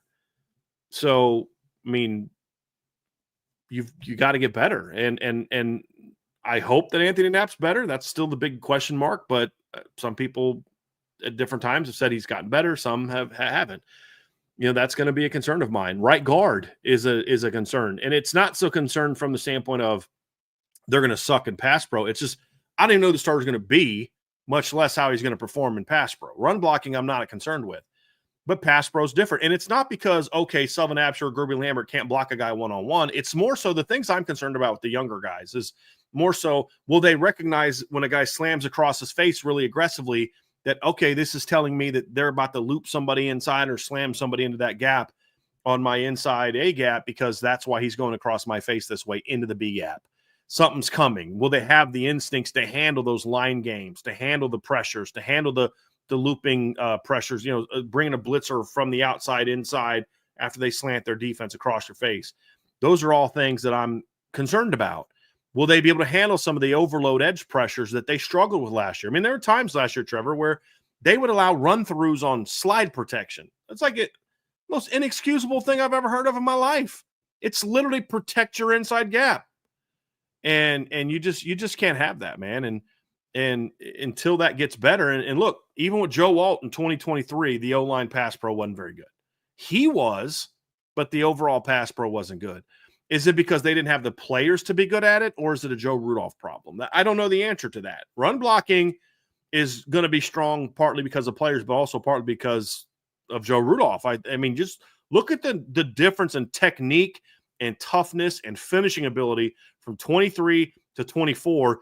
You can't make that improvement just on experience alone. That's coaching. And when you then consider they actually had no experience, that's coaching. That's a mindset thing. We see it every day in practice. I have no faith, no confidence, like no lack of confidence at all that Joe Rudolph's guys aren't going to run block real well this year. Like, no doubt about it at all. I am concerned, however, when it comes to pass pro, just because I've yet to see him put a unit on there that's good in pass pro. And I haven't heard anything this fall camp that just has completely erased that concern from my mind. Well, it's like what we've talked about all offseason, man. This offense has the potential to be really, really good this year. And we can talk all we want about, they got Malachi Fields and Jeremiah Love as a preseason first-team All-American on this list and this list. And, CJ Carr is the starting quarterback. But regardless of who it is, they can push the ball down the field. And Eli Raridan's going to break out. And none of that can happen unless the offensive line steps up in pass protection. Because then it's just going to be all if the offensive line. We need to be able to see it on the field. I'm with you. That is definitely still a question. But in terms of the passing game, how much will the pass game improve? I think based on the first part of this show, we're confident it will be. But by how much? How much will this passing game be improved by? I think that's a very valid question heading into the season. Well, and it's building blocks, right? I mean, part of that is back to point one. If the pass pro doesn't improve, how much is the pass game going to improve? And when we talk improvement, we're not talking about statistical. There is zero doubt they're going to throw for more yards this year than they did last year. I have only 5% doubt that they're going to average more yards per attempt this year than they did last year. That's no brainer. The 23 offense was one of the best teams in the country for Notre Dame in yards per pass attempt. Like we've talked about this, Trevor. In 2023, Notre Dame's offense ranked 12th in all of college football at 9.1 yards per attempt. Notre Dame's offense in 2023 ranked 9th in all of college football in yards per or quarterback rating. I would argue that the 2024 offense was better against the best teams that they played throwing the football than 2023. I would argue that. They couldn't throw the ball at all against Ohio State. And you needed like ridiculous catches from Mitchell Evans and a couple blown coverages of Ohio State to even get the yards that you got in that game. And you look at, the ability in the second half against Penn State to drop back and throw the football, the ability to throw the football against Ohio State, the ability to throw the football in the second half against Indiana. It wasn't always pretty. It wasn't statistically, but I had more confidence in it is really where I'm coming from than I did in 2023. So it's not about numbers. It's about, are you going to be effective against the best teams that you play? There's going to be a game this year, and this would be true no matter who's starting, where CJ Carr or Kenny Minchie is going to go out there and just rip Purdue apart, or rip Boise, or maybe NC State, a Navy, maybe a BC, a Pitt, or Stanford. Just rip them up multiple games. Great. That's fine. How do you perform against Miami, A&M, USC, Pitt on the road, and then, of course, in the postseason? That's what we're talking about. Is it going to be better when it matters? Is it going to be better on third down? Is it going to be better in 2 minutes? Is it going to be better in the bigger games? Those are the questions that I think it could be better for reasons we discussed. You've got the running receiver room is going to be better. You've got better throwers at quarterback. I think they're going to use the running backs more in the pass game this year. Eli Raridan's had a great fall camp. There's a lot of reasons to be optimistic about it, but it's still an unknown because, A, we didn't know until today who the quarterback was going to be. The next meaningful down that Kenny Minchie and CJ Carr play in a college football game will be the first meaningful down that they play in college football. That alone leaves you with the pass pro remaining concerns, does leave you with some, I just don't know how much it's going to improve when it matters. Statistically, it'll be better, but will it be better practically and in clutch moments? That's what we don't yet know. Agreed. And it goes back to the conversation that you and I had yesterday, also around, will they be allowed to? Regardless of who got named the starting quarterback, we had a conversation around, will they be allowed to go be the players that make them so great? And one of the traits that makes CJ Carr great is he's willing to take some of those throws. Some of the deficiencies in Notre Dame's passing game in big games was just the lack of willingness to push the ball down the field. And I'm hoping that's another question that I have, because so far in 2 years, yeah, you did it against Central Michigan in 23. You did it against Tennessee State. You did it against Wake Forest. That's fine. Sam Hartman and really any Notre Dame quarterback shouldn't be remembered for what they did against Wake Forest and Tennessee State and Central Michigan. 100%. Right. And so part of my question to build off of how much will it be improved is, will they be allowed to open up the offense in those big games? Will they have enough confidence in the quarterback to say, hey, you can go out and rip those throws? Yeah. Because for all the deficiencies that Riley Leonard had as a passer, what he showed me in the Orange Bowl and in the national championship is he was capable physically of making those throws all season long. Well, go look at the drive that put him ahead in the fourth quarter against Texas A&M. It's that third down throw to Jaden Greathouse. It's the back shoulder throw to Bo Collins. Like, here's the deal. I didn't trust that the 23 offense was going to make those plays in the fourth quarter of a game. I look at Riley Leonard in the second half against Penn State and Ohio State and compare that to the Sam Hartman in the second half of the Louisville game and the second half of the, like the first half of the Ohio State game and fourth quarter of the Ohio State game. And you're like, that's not even the same. That's even close. And that's not so much a Sam Hartman problem. It's also partly pass pro, and there's a lot of different things. But you go watch that second half against Penn State, and Riley's running around. He's making throws off platform. He's doing all these different things. You got Greathouse working himself open. The O-line gave him time. I mean, look, you have a blown coverage against Penn State after, blown coverage in that I juked you out of your jock strap at the line of scrimmage and you fall down. But Riley had a clean pocket to throw that ball from. And that helps too. It just does. So there was more confidence last year's team was going to make those clutch throws. Can this year's team do that? I think this year's team there's no doubt they're going to throw for at least 215, 220 yards per game at least. I think they're going to throw for more passing touchdowns. They're going to have more yards per attempt, all that stuff. But it's about what you do when it matters. That's what we don't know yet. Well, let's switch gears over to the defensive side of the ball. And Brian, you and I get this question quite a bit. Buy-sell holds, super chats, mailbag questions. We get DM'd on the message boards about this. But one thing that we still do not know yet is how Chris Ash is going to be as a game planner and a play caller. We did finally get one of them answered. One of the Chris Ash questions answered around is he going to be up in the press box or is he going to be down on the sideline? And he did say in his press conference on Sunday he will be down on the sideline. Like that move as a first-year defensive coordinator. But we still don't know what his game plan install is going to look like. We don't know how he's going to be as a play caller. And that's something we're going to have. Yes. This team. Right. Exactly. Like we've seen Chris Ash at Texas. We saw him at Ohio State. We saw him winning a championship at Ohio State. We saw him beat Notre Dame in the Fiesta Bowl. It's not – we've never seen him call a game. It's that we don't know what it's going to look like with this team. What's his game plan is going to be like with this team? What's his play calling going to be like in game with this team? What's his in-game adjustment ability going to be like in this game? And the reason I focus so much on in-game adjustments, I've heard people say, well, they don't matter a whole lot. Only people who don't know football say that.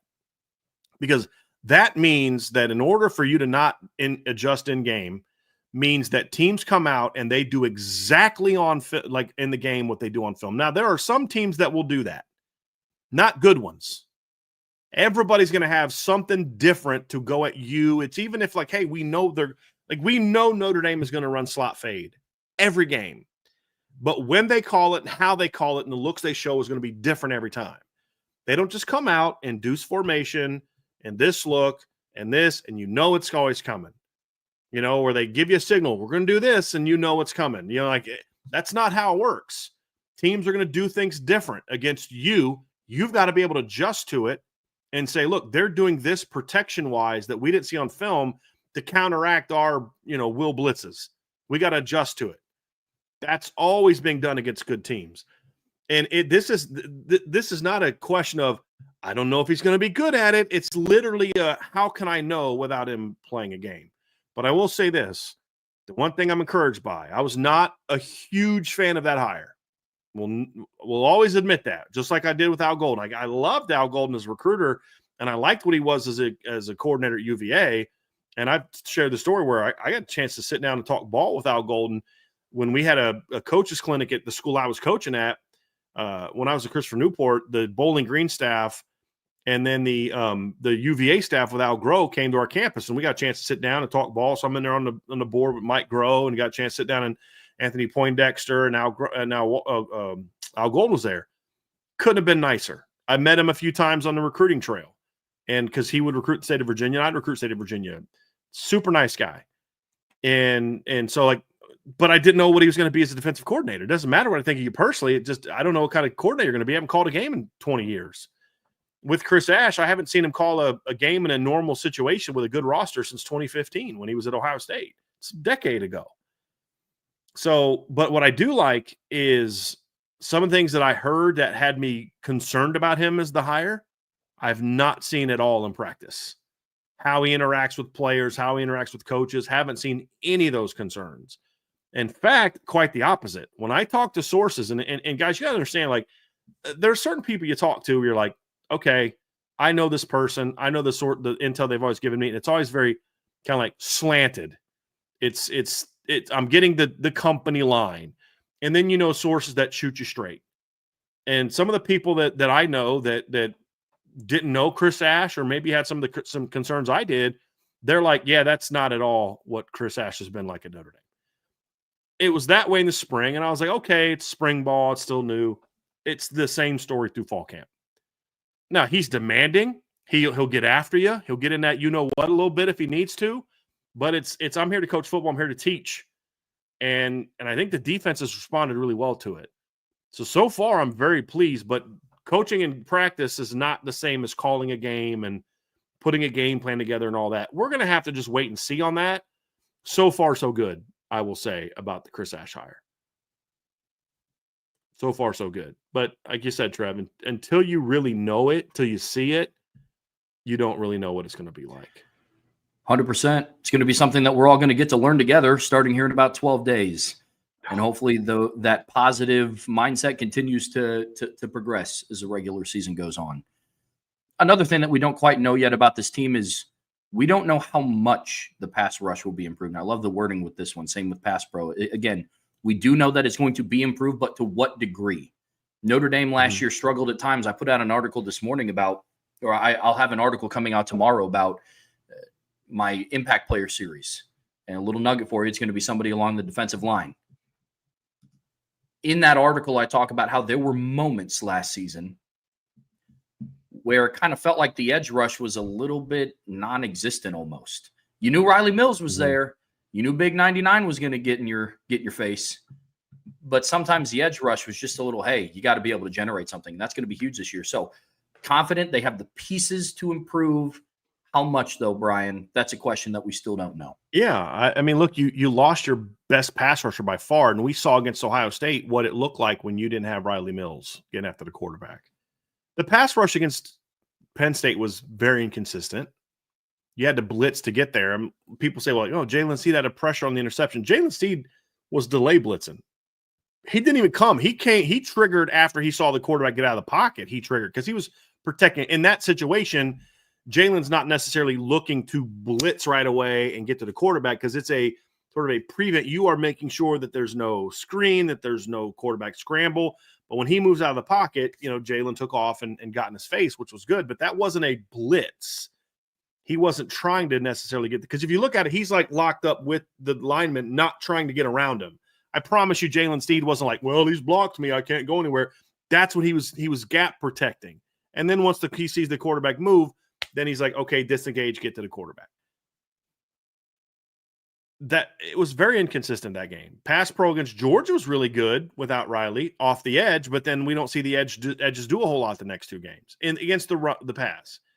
So now you lose Riley Mills, and you lose Howard Cross, who was a pretty decent pass rusher. You're like, okay, well, where are they going to be now? Well, the key is now health. It's like you've got Boubacar back. Can he stay healthy? They say, well, man, Boubacar being back alone makes the pass rush better. Maybe. Next time Boubacar Traore plays a full season, will be the first time since like his sophomore, junior year of high school. He was banged up as a senior. He redshirted as a freshman at Notre Dame. He got hurt last year. Like, if he can stay healthy, Boubacar's got a chance to be a stud. I just need to see him stay healthy. Bryce Young got the tools. He hasn't put it all together yet. Josh Burnham's got the tools. He's got to put it all together. Junior, he's a good pass rusher. He's got to improve upon what he did last year. When's Jordan Mattel going to be back? Jason Onye has had a great fall camp, but I got to see him do it in games more consistently. Can he play a full year? The only two proven pass rushers that I know of on the team right now, that just guys that have done it, is what we saw from Donovan Heinisch last year for the second half of the year, once he became more prominent in the rotation, and then Jared Dawson. And that's the only guys that we can look at and say, these guys have proven to be effective pass rushers over a period of time. That's it. But you can also watch them in practice and be like, okay, it's going to be better than last year, but how much? And it's not even just about sacks. It's about, okay, can you be more consistent getting after the quarterback? That's the question. That's what I want to see. Couldn't agree and more. In the clutch moments. Yes, that was going to be the one thing I was going to add. It has to, same thing with the passing game, man. You have to be effective in the big moments. As cool of a story as it was to go back and look at last season, like, man, did you see Howard Cross and Riley Mills light up Stanford? It's like, yeah, that's cool. And maybe they're getting ready to turn a corner.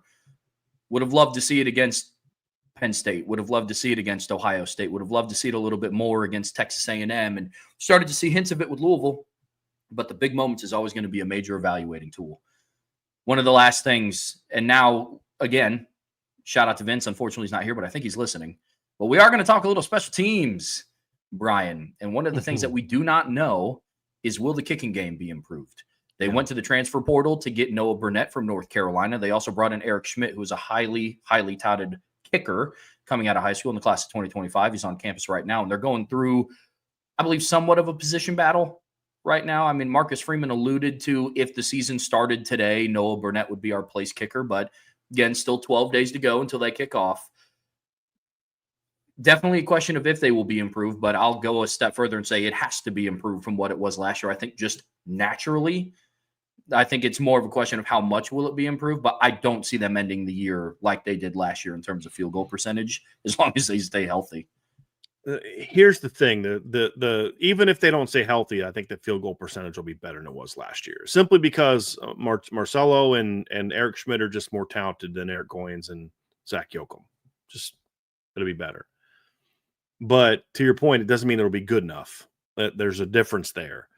Noah Burnett's an interesting player because he's been a little up and down in his tenure at North Carolina. If you look at him from a kicking standpoint, I mean, last year, for example, as the place kicker at North Carolina, he went 15 of 21 for 71.4%. That's solid.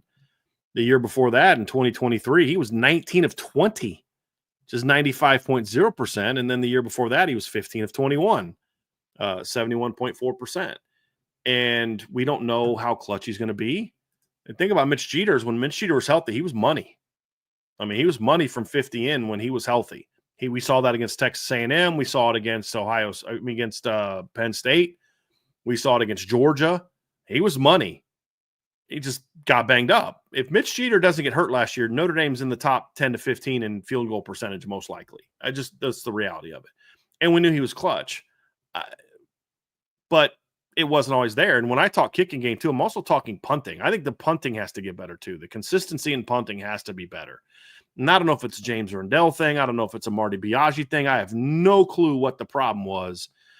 But it has to be better. So when I talk about kicking, it's all of it. It's field goal kicking. I mean, they were missing extra points last year when Mitch Jeter got out. Was out with an injury.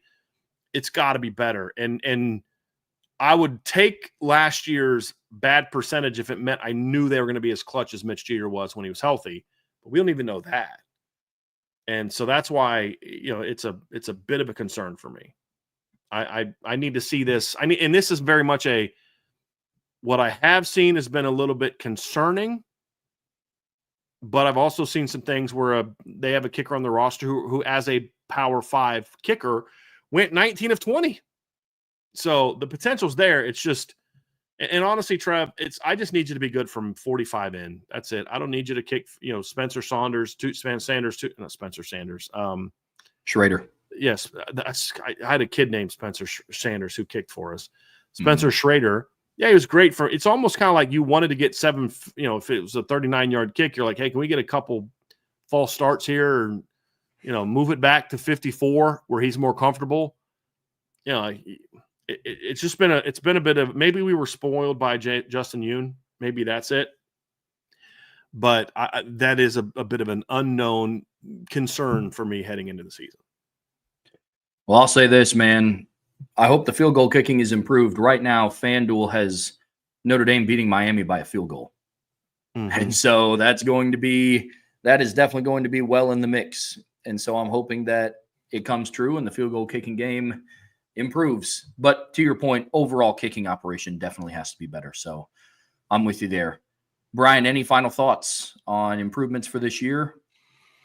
Well, I think when you look at this team about things that we know and don't know, there's also the aspect of how is this team going to handle now that you're the hunted more so than they were last year. Now the expectations are greater on you even than they were last year. They're always high at Notre Dame.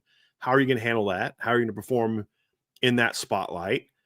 There's questions about, now that the quarterback battle is decided, how long of a leash are they going to give the starting quarterback? And could that create some issues? Like the potential for the quarterback situation to create problems in the locker room is not over yet because you've named a starter. How you handle it, and this isn't a Notre Dame specific concern. Just so we're clear, this isn't me saying I have reservations about how Marcus Freeman or Mike Denbrock are handling the situation. This is true at Ohio State. This is true at Tennessee. This is true, at Michigan. This is true anywhere they're having a quarterback competition, which is there's a right and a wrong way to keep everybody on the same page. Now they have to just go out and show that they know how to do that and handle it the right way and make sure that Kenny's engaged and CJ's not looking over. Because like we talked about this yesterday with Kenny, I don't want Kenny Minchie going out in the first couple games if he was named the starter, which is what we thought was going to happen yesterday, looking over his shoulder every time he makes a mistake, looking at CJ Carr. That's not fair to Kenny. He needs to feel like this is your team now.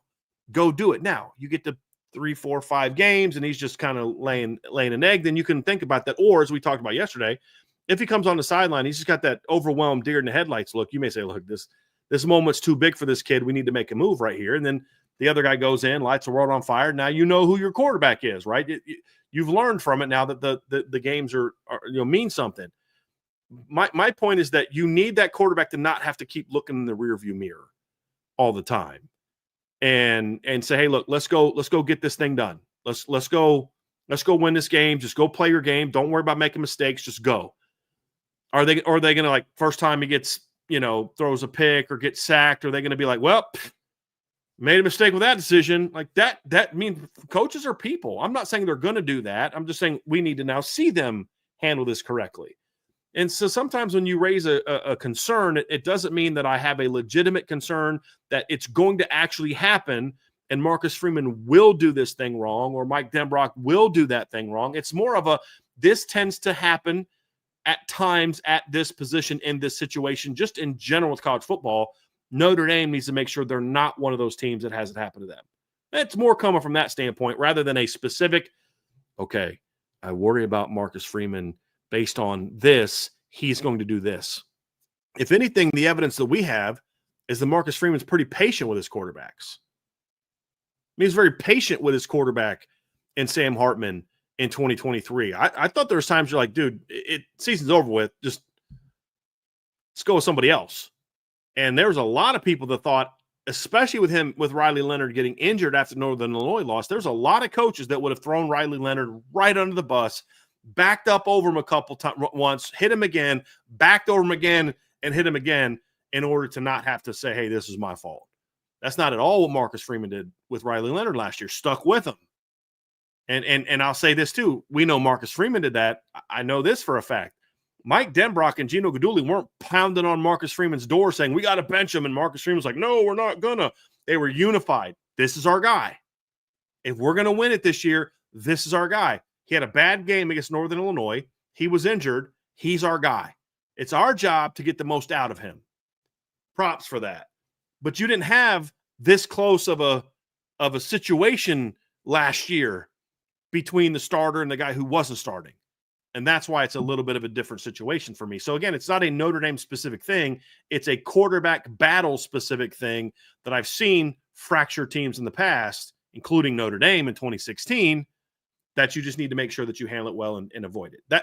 That's really the final thing for me, Trev, that I look at and say, that's one of those unknowns that I'm not like dreading it. I don't think it's going to happen, but it's just one of those things I'll have my eyes open and my ears open for. And then the final thing we don't know is, Trev, is will this team be able to stay healthier than they did last year?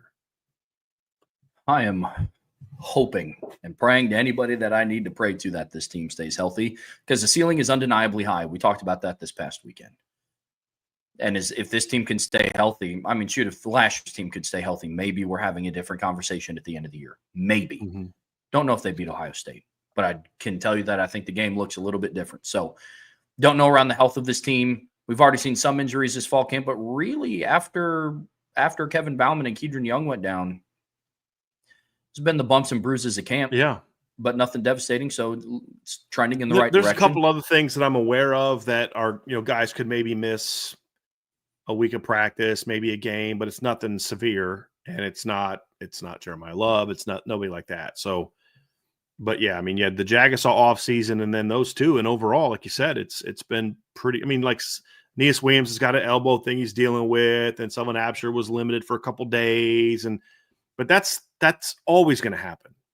If Matt Bayless came back and he was partnered with whoever the strength coach was for, Mickey Marotti and Matt Bayless were brought back to co-strength and coordinate this team, that's still going to happen. Yeah.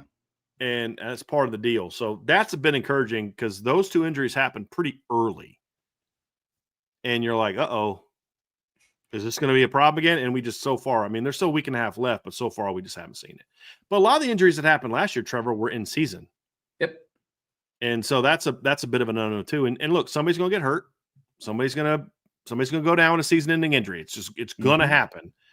But it just needs to be limited, hopefully, compared to what it was last year. 100%. 100%. Here's to hoping for good health for this program overall. But listen, folks, that's going to do it for us for part 3 of today's show. Be sure to hit that like button, hit that subscribe button. You guys know the deal. Stick around because we do have some super chats that we are going to answer. But in the meantime, make sure that you are subscribed to this channel. Make sure you are also subscribed to CFB Nation. It's going to be a channel that we're going to be cranking out more content on come the season, which when I mean come the season, I mean next week. And also make sure that you are subscribed to the premium message boards at boards.irishbreakdown.com. All right, Brian, to take us home today, we have some super chats to answer here on the Irish Breakdown podcast brought to you by FanDuel. It's a big eventful day today. Notre Dame announced their starting quarterback going into the Miami game. They announced that today, a little bit before the show, actually. So we had some super chats come in, and we are going to get those answered.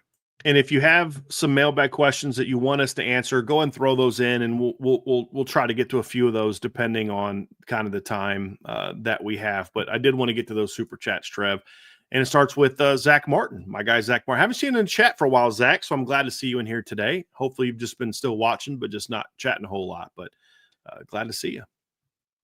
Love this super chat, Zach. The first $5 for the Michigan-Indiana border billboard saying you are now leaving Michigan like Notre Dame starting quarterback CJ Carr. That would be amazing. I'm not a big Mike Braun fan, but if he did something like that, he'd get my support. I would absolutely love that. Like, you are now leaving Michigan like Notre Dame starting quarterback CJ Carr. Oh, that was amazing. Well played. Well played. Well played. Katie Keevers with a super chat. Thank you very much. Katie, hey, I'm sorry. I got to say this now, Katie. You've had this picture up on your thing for a couple years now. I'm pretty sure your youngin's a little bit bigger than that. So I think we're going to need an updated mommy child photo from you and John. I'm just saying that. I'm just putting that out there. I'm going to have to talk to John, let him know y'all need to update that little picture so we can see an updated photo of your little one there. But and then hopefully I'm told John he's not allowed to come to the next tailgate if he doesn't bring you and the kids with him. I'm just saying, I'm just putting that out there right now. You guys got to start coming together more. So with Katie said, Brian, do you think it was hard for both quarterbacks to get into the rhythm and gain confidence going against such a good defense? Trev, I think that's absolutely spot on. And I think that's what made this battle like maybe tougher to evaluate for the coaches is because of who they were going against every day. It can skew things. Oh, absolutely. I mean, you and I were talking about this before the show. Look, it's tough when Tuesday you go and you run with the ones, and then Wednesday you come in and you go with the twos, and then Thursday you come in and it's kind of like a hybrid. We saw that a little bit in fall camp. We would see kind of this first and second team a little bit blended going through some of this. And I think that does make it extremely difficult to evaluate this quarterback competition, especially when you have two high-level guys. that combined with, struggling to get into a rhythm, I think all of those played a factor, Katie. I think you're spot on. From Tristan Schaup, love how you can admit when you're wrong. That's why IB is superior. I don't like doing it. I hope I don't do it very often because I don't want to be wrong very often. But look, and I told Trev that before we started. I was like, look, that's why I wanted to start the show. And I be the one that intro the show when normally he does it, because I don't want Trev saying that we got it wrong, because he didn't get it wrong. It was my intel. I got it wrong and thought that based on what I was telling, this is the prediction I made. And so I don't have a problem doing that. You're not going to get everything right. The key is when you get it wrong, be willing to say, hey, I got it wrong, and don't spin it. Well, it's not my fault. I mean, you guys know where my prediction came from. I don't need to my sources have been very good over the years. Just this one just went a different way. And I hope that someday I can get the backstory on how it went down, but I got no problem with that. And I do appreciate that, though. I know Brian O'Donnell made a similar comment in a post. It wasn't a super chat, but Brian, I also appreciated that very much as well. From AST 12321, appreciate the super chat. I still expect Kenny to ball out against Miami after Notre Dame pulls the starters in the third up 4 scores. Look, you have to have, I said it yesterday, and I said, just Notre Dame's history, Trevor, you're going to need a second quarterback to come in at some point in time. Mm-hmm. And you go back to 2010, Brian Kelly arrives. Dane Chris is a starter. He gets hurt against Tulsa. Tommy Rees takes over. Actually, his first time he got injured was against Michigan. Remember, he got knocked out, got his bell rung a little bit, and in 2010, and they put in I think Nate Montana at first, and then Tommy Rees. Then Dane came back, and then he got hurt for good against Tulsa. The next year, Dane starts the season against South Florida, gets benched at halftime. They put Tommy Rees in the game, and then Tommy gets knocked out against USC. They put Dane in the game, and in 2012, Everett Golson starts, gets hurt against Stanford. Next week against BYU, Tommy Rees has got to start. 2013, Tommy Rees starts the whole year, but remember the USC game, he gets knocked out of the USC game. They got to bring the quarterback in the rest of the game. 2014, Everett Golson's your starter. He gets benched by the end of the year. 2015, Malik Zaire's your starter at the beginning of the year. Game 2, he gets out. He's out for the year. Deshaun Kaiser comes in. 2016, Deshaun started all year, but they benched him at one point in time against Stanford, and he got dinged up a couple other times. And, 2017, Brandon Wimbush starts the whole year except for one game against North Carolina because he got hurt the week before and missed the North Carolina game. 2018, Brandon starts the first 3 games. Ian comes in for him. Ian stays as your starter in 19 and 20, and you didn't really need your backups in that point in time. 2021, Jack Cohn gets hurt against Cincinnati. You got to bring Drew Pine off the bench. Or actually, it was Wisconsin first, and then he gets hurt again against Cincinnati, and you've got to go another direction. Then he's struggling against Virginia Tech. Tyler Buckner comes in, does really well at first. They fall behind. Tyler gets hurt. Jack Cohn's got to come off the bench and lead them to a comeback victory. 2022, Tyler Buckner's your starting quarterback. First 2 games of the year, he gets knocked out. Rest of the year. 2023, you ended up having your same starting quarterback all year until the bowl game. That's a different situation, opt out. And then last year, you got to bring Steve Angeli off the bench for a drive against Penn State. Like, there's a lot of examples where your second quarterback had to come in a meaningful situation and be ready to play, whether it's for part of a game, take over as the full-time starter, start a game. And you're going to need Kenny Minchey this year. And I hope that Kenny handles not winning this job well. From all the things I've been told about him from a maturity standpoint and a personality standpoint, I think Kenny's going to be very disappointed in this decision, and he should be. But I also believe that Kenny is someone who has received a lot of praise as a teammate by his teammates for years for a reason. And I don't see him going into the tank. I don't see him being in a situation where he becomes a locker room problem. And I hope that Kenny does what he needs to do and stays ready. And if he does, Notre Dame's going to be okay at quarterback either way.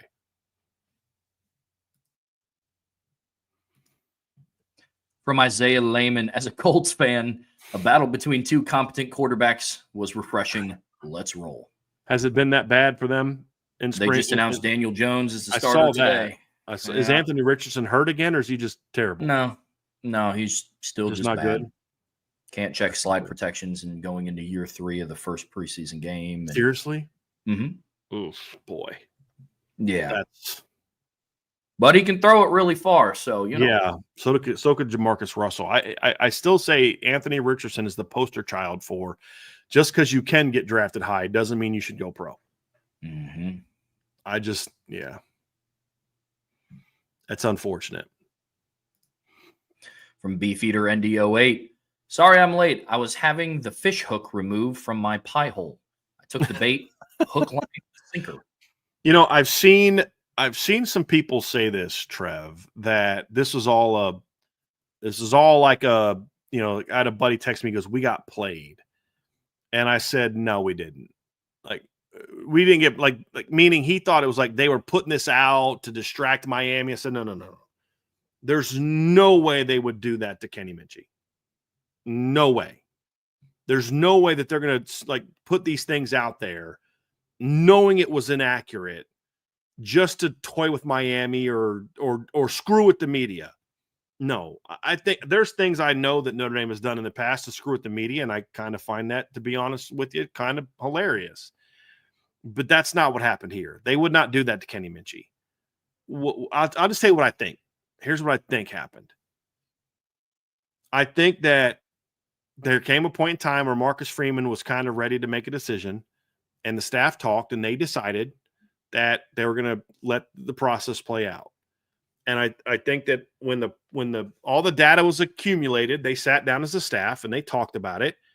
And everybody said why they think certain players should be the starter. And Marcus Freeman looked at the data, listened to the conversation that he had with his coaches, and did what he thought was best for the program. Whether he wanted Kenny and relinquished it to whatever, I've seen people say that, you know, he's just a tool, a robot, all this other just childish stuff. Listening to the coaches that let's just say hypothetically that Marcus was like, I think Kenny's performed better, but, you know, I'm just, again, this is a made up scenario just to prove a point. Okay. Cause I don't know that this happened, but let's say Mike Denbrock and Gino Gaduli and Mike Brown and Joe Rudolph are all like, hey, we love Kenny, but I just think the offense is better with CJ. And I think the potential is there. And Marcus Freeman didn't agree with him. He should still make the decision he made because you hired these guys for a reason in that scenario. That doesn't mean that you know, he's doing something wrong. That's what he should do. It could also be that Marcus Freeman decided this is the direction he wanted to go because now that the battle's over with and you could sit down, you could take a break, you know, take a step back, look at the data, look at the drive charts, look at the, you know, all the different things that you've done statistically and from an analytic standpoint and an analysis standpoint to look at this quarterback battle and say, you know what, my gut was here, but the data tells me this, let's go with it. That's called being a smart football coach. And so I don't think this was us getting played. I don't think this was us, you know, Notre Dame putting out bad info for a reason other than just that's where it was trending at the time. And then things changed. I really don't think it's like this big conspiracy theory. You know, I think things changed. No, I don't. I'm in with you. Yeah. And I've heard from a couple people told me that they thought CJ outplayed Kenny the last few days of practice. Okay, maybe he did. And that changed things. Maybe Marcus Freeman went into Friday thinking it's going to be Kenny, but then CJ performed in a way that got him over the top. I saw somebody in the chat like, you know, they just kept stringing us along until CJ won it. Well, okay, that's kind of not a dumb thing to do. If you think one guy is better or more talented, you want to give him more time to win it. Okay. And that's a bad thing. I think that's kind of a smart thing. But then if he doesn't win it, then you're even more confident that he wasn't the guy. Yeah. What you don't want to do is make the decision too soon. This is the whole problem I had when I put up my post on Friday.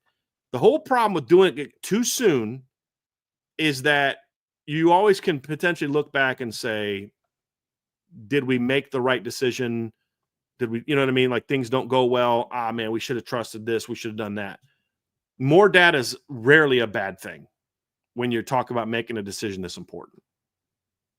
That's so I don't think we got played. I don't think this was like some ploy by Notre Dame to mislead. Because at the end of the day, the person you're hurting worse, you're not hurting me.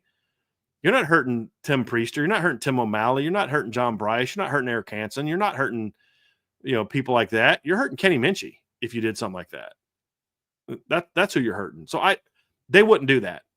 That's not who they are. That's not who this coach is. That's not who this No. coaching staff is.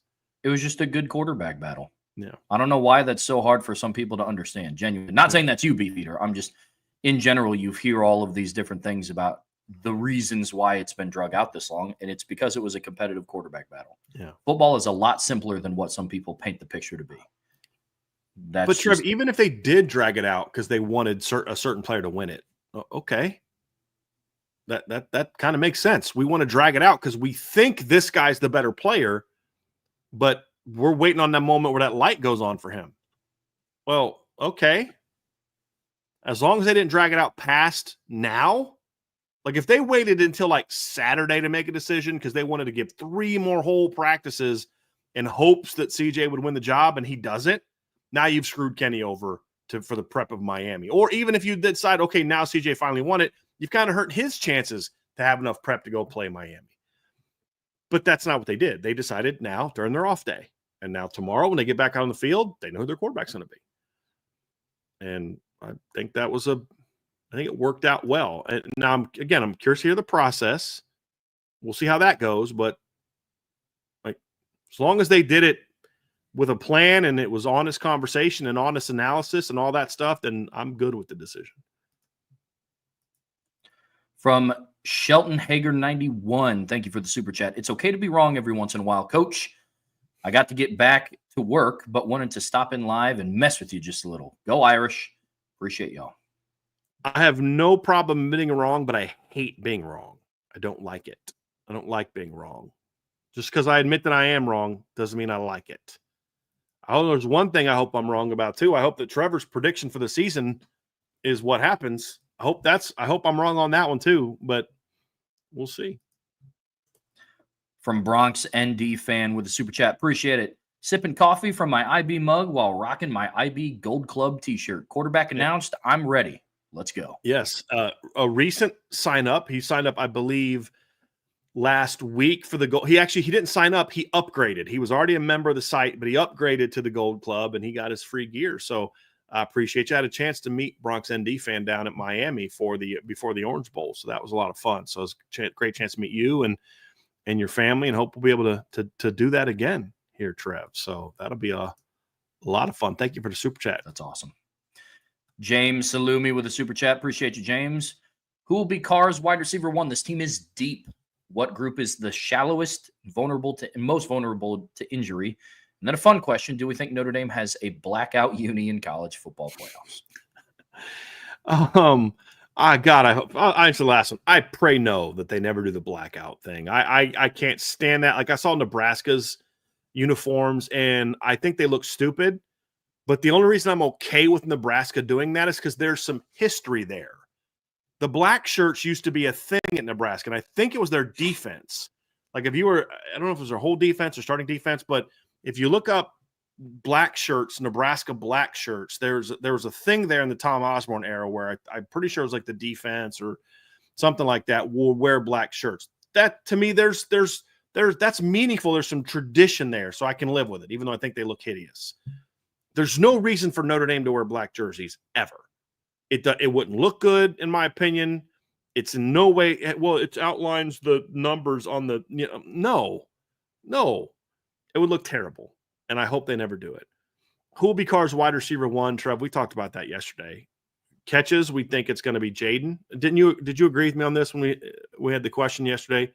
Who leads the team in receptions? No, it was during our prediction show. Yeah, I think Jaden Greathouse leads the team in catches. Malachi Fields leads the team in yards. And then I thought that Jaden would lead him in touchdowns as well.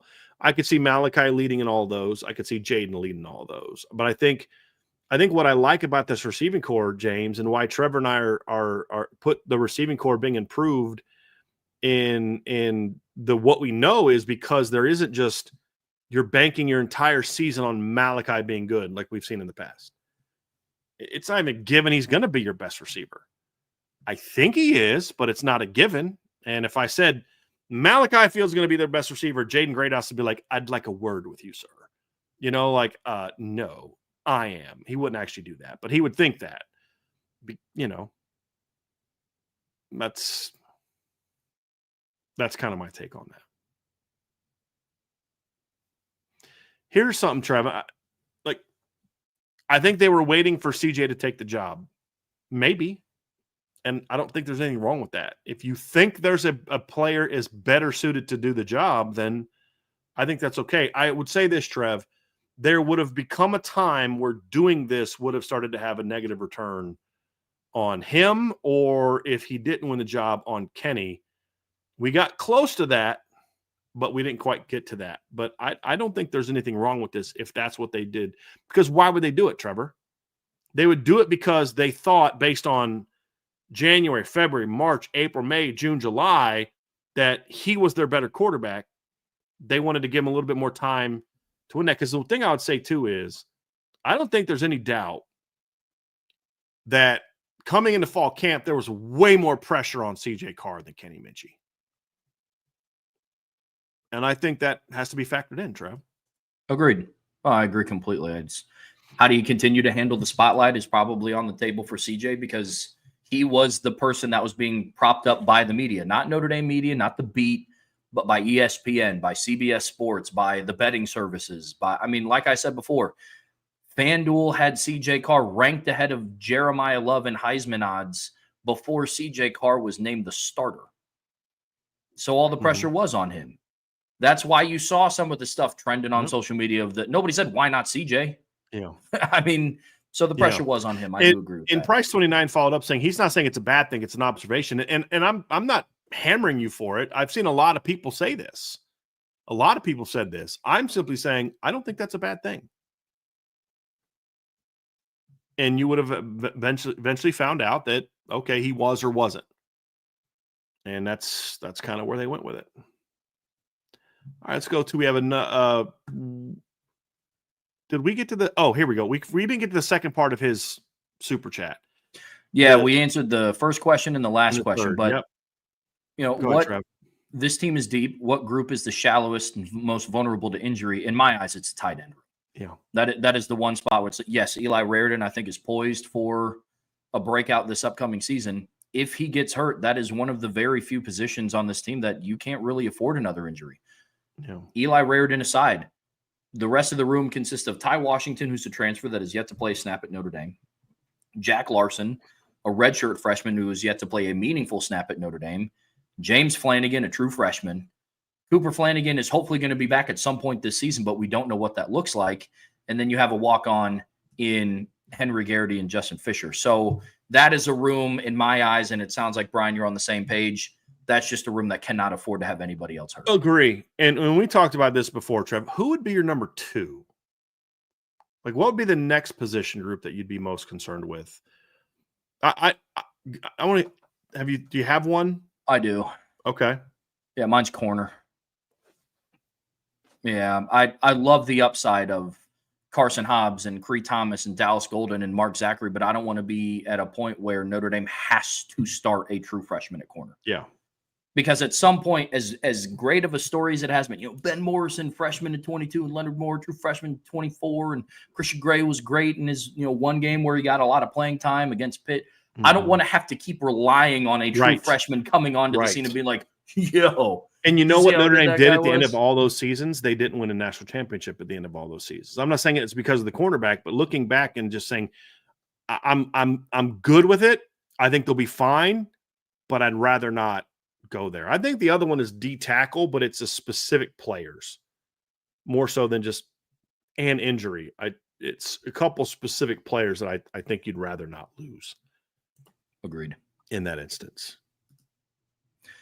Another one from James Salumi. Thank you for the super chat. Even Riley slung it when they gave him the green light. No, he didn't. No, I'll say this. Yeah, go ahead, Trev. When Riley got to the point where in his mind, because you heard him talk about it in post-game press conferences, he has to get better at just letting it fly and has to get better at just ripping the throw. The only time he got to that point in games was when the game was close to being in doubt. Like against Ohio State, it's like, look, it's the playoffs. We don't have a game. If we lose against Penn State, we don't have a game outside of that. Might as well start slinging it around the yard.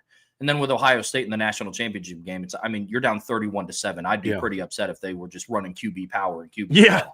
They pulled a Brian Kelly. Let's not get blown out. Play calling in the second half. Yeah, that wasn't happening.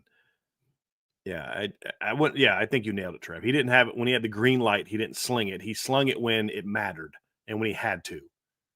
Fourth quarter against A&M, he let her rip.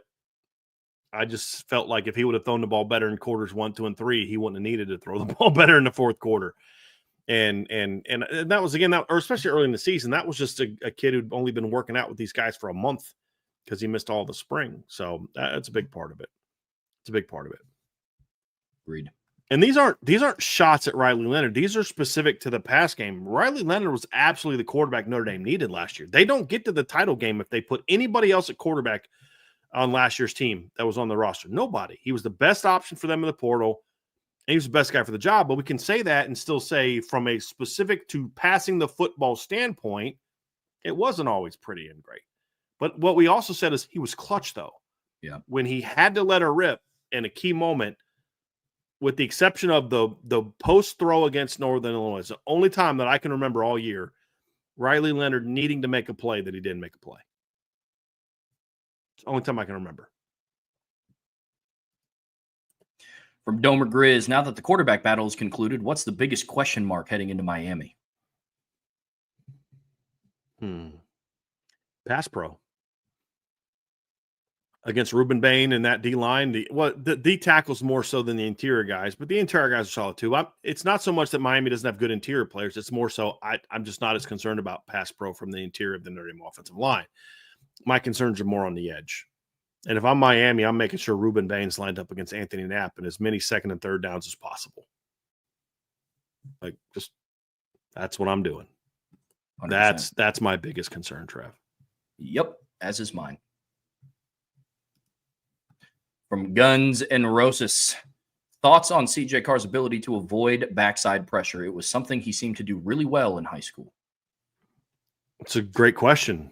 I hope we don't have to find out. that's my first hope is we don't know because he's never put in that situation. But look, I think CJ has a pretty good feel for things when it's slowed down for him. My concern is early in the season, it might be an issue for him early. I don't think it'll be a career-long issue because it's an experiential thing. When you're young and you're not sure what's going on or you're new at something, things may speed up a little bit for you. You may miss this part of the detail, that part of the detail. Like why did Peyton Manning throw a mess of interceptions in his first year and then stop throwing interceptions basically after that? Like I'm looking up his rookie year stats. I'm just giving an example. Peyton Manning is a rookie threw 28 interceptions. And then threw 23 again in year 4, and then he was 19, 10, 10, 10, 9, 14, 12, 16, 17, 11, 10, 15. Never came close to 28. Why? Did they change offensive coordinators? Did they change? No, it's because he was a rookie and he wasn't as comfortable with what to do. And the more he played, the less he turned the ball over. You know, and it's that comfort level of knowing what to do, where it's coming from, what to be concerned about, and then what to do with the football when you get there. From Price 29, will Bryan be satisfied with anything less than a national championship? Depends on what you mean by satisfied. If you mean satisfied as in Notre Dame reached their ultimate goal, no, I won't be satisfied with anything less than a national championship. Is there a scenario where Notre Dame where Notre Dame doesn't win a title that I feel like the program made great strides and continues to move forward in a great direction? Yeah, absolutely. There has to be a nuanced view of that. It's not championship or the season's a failure. It's, yeah, I'm disappointed that they didn't win a championship, but man, like last year, they didn't win a championship last year. Loved last season. Probably my favorite Notre Dame season since 2005. Just as enjoying it from a fan standpoint. They won a championship. I'm never going to look at that last year's team as like a disappointment or I'm not satisfied. They played their butts off. The program took a big step forward. There's a scenario where Notre Dame could get knocked out in the semifinals this year. I'm like, you know what? It didn't end how I wanted it. But you know what? Like this program moved forward and this team played their butts off. They just got beat by a better team in the semis. Yeah, it could be the case. I'm just not one of those, if you don't win it all, you're out. I'm done. You did poorly. Okay. Did they reach their ultimate standard? No, they did not. And that would be disappointing, but I would still be satisfied depending on certain contexts. There could also be a year where they get knocked in semifinals and I'm just completely disgusted. Another Alabama game where Freeman's out there calling plays to not get blown out. Something like, just something like that. Yeah, that would leave me very dissatisfied. But I don't expect Marcus Freeman to be that coach. That's a Brian Kelly thing. What say you, Trev? I'm in the same boat. Like my satisfaction level is kind of dictated by the ceiling of the team. Look, I mean, in years past, there are some ceilings for Notre Dame that I just didn't think the team was good enough to win a national title. And so I'm not going to get to the end of that year and say, in 2016, if Notre Dame doesn't go and win a national championship, I'm not going to say that I was unsatisfied. Now, that season I was unsatisfied for a host of different reasons, but them not winning a national championship wasn't one of them. But I think that this team this year has the ceiling to win a national title, per my prediction on Saturday. So this year in 2025, barring just a barrage of injuries or something crazy that's unforeseen, if they don't win a national championship this year, like I'm not going to say that I'm satisfied, but I'm also not going to say that it's a disappointment either. So yeah, it depends on the year for me, not so much Notre Dame looking at it in a vacuum. If their ceiling dictates that they can win a national title and for whatever reason they just don't, then I'm not going to be satisfied, but I'm not also going to say it was a waste. Why did I watch these 14, 15 games? It's not that either. So it depends on the team's ceiling for me. From Spencer Kane, do you think Tay Johnson secures the starting safety spot next to Adon by the end of the season? I don't know that I want to go there yet. Because here's my thing. Let's say that they start Luke Talich or Jalen Stroman, somebody other than Tay, and they bring Tay off the bench as part of the rotation, and the safety room is just killing it. Why change it? Well, but Tay's your best guy. Okay, then make sure he's on the field when it matters. Make sure he's on the field in the 2-minute. Make sure he's on the field in the fourth quarter. That's fine. But it's kind of like, look, you're doing something and it's working. Like they're all playing great. They all know their roles. They're all playing their best version of themselves. It's working. Don't mess with it. Because you can always alter. Like Harry Heastand did that in 2017. They knew their jobs. It was 2-minute. It's every other series. Tommy, Robert. Tommy, Robert. Tommy started. Robert came in next. Then Tommy, then Robert, then Tommy, then Robert. But guess what? Whenever they got into the 4-minute offense, which is, hey, we got to grind the clock out and move the chains, run the ball, Tommy was always in the game. When they got into 2-minute drill and they had to go down the field and throw the ball, Robert was always in the game. So they can match who they wanted again. And when they never changed it all year. Why? Because it was working. And I just think I could see a scenario where that happens, Spencer, where that's why they don't change it. And so I don't want to say that necessarily, but what I do think but here's where I will go with you on Spencer. I think by the end of the year, there's a good chance that we're looking at this team and saying Tay is the second most impactful, one of the two most impactful safeties. I don't even want to say second most. He's one of the two most impactful safeties because it could be one for this defense, whether he's starting or not. And when you're going to do the rotation the way that I think they're going to do that, it doesn't necessarily matter as much who starts. It's who's in there when it matters. Like I feel the same way about defensive end. I don't care who starts. I care about who's in there when it matters. That's more important to me than who starts. Agreed. From Stephen York, Bryan and Trevor, what do you think of a very select package with Love in the slot, CJ at quarterback, and Minchie as running back? No. You'd tell. Stephen, I love the thought process, the creativity. I think you always are open to conversations of, hey, how can we steal some yards? How can we steal some points? I think in that instance, however, you're either going to see the defense call timeout or be very alert to what's going on. And I don't know that putting Kenny in the backfield is going to necessarily. What are you going to do? Like run a jet sweep looking thing or an outside handoff that Kenny pulls up and throws? I think they're going to kind of see that. But if Notre Dame thought that they could do that and get away with it and get a big play, sure, go for it. I'm all about finding ways to steal yards. I just don't see that happening because it would be such an obvious It'd be such an obvious thing that I think the defense would see it coming. Or they'd call timeout. Like, hold on a second. Timeout. So now it could be cool if you think you can bait a team into calling timeout. Sure. I mean, I think that's kind of what Marcus Freeman was trying to do. I honestly think Marcus Freeman's number one goal with the fake punt against Georgia was to get Georgia to call timeout and use one of their timeouts. I really believe that to be true. I don't think that they thought it was going to go the way it went. They knew that there was an option for it, which is why the snapper was taught the second he enters neutral zone, you snap the ball, and Riley, you and Bo are going to have a one-on-one. They were prepared for what happens if they snap the ball. But I think the thought was we're at least going to get them to burn a timeout. Agreed. That's what I think. Oh, we saw them do it against Indiana. They were in field goal formation and then motioned out to some weird, crazy trick play formation where they threw it back to Mitchell Evans. Kurt Cignetti blew a timeout, and then they came out and just kicked the field goal. Yep, which I thought was great. I thought it was so great. And you're getting in the guy's head at that point in time. Yeah. And I love it.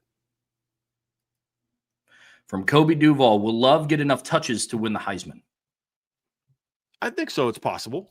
Especially now that we're hearing he's like, the whole Jeremiah Love for the Heisman thing got ramped up when we heard that they're going to be on kick return, meaning he may only need 10, 12 returns to rip a couple of them off, you know what I mean, and make an impact.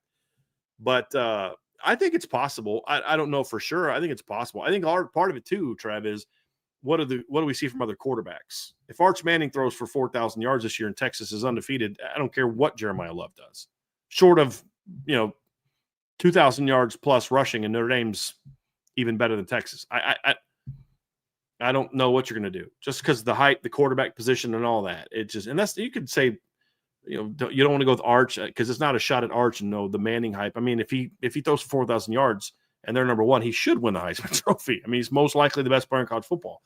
My point is it wouldn't matter at that point in time what Jeremiah Love did.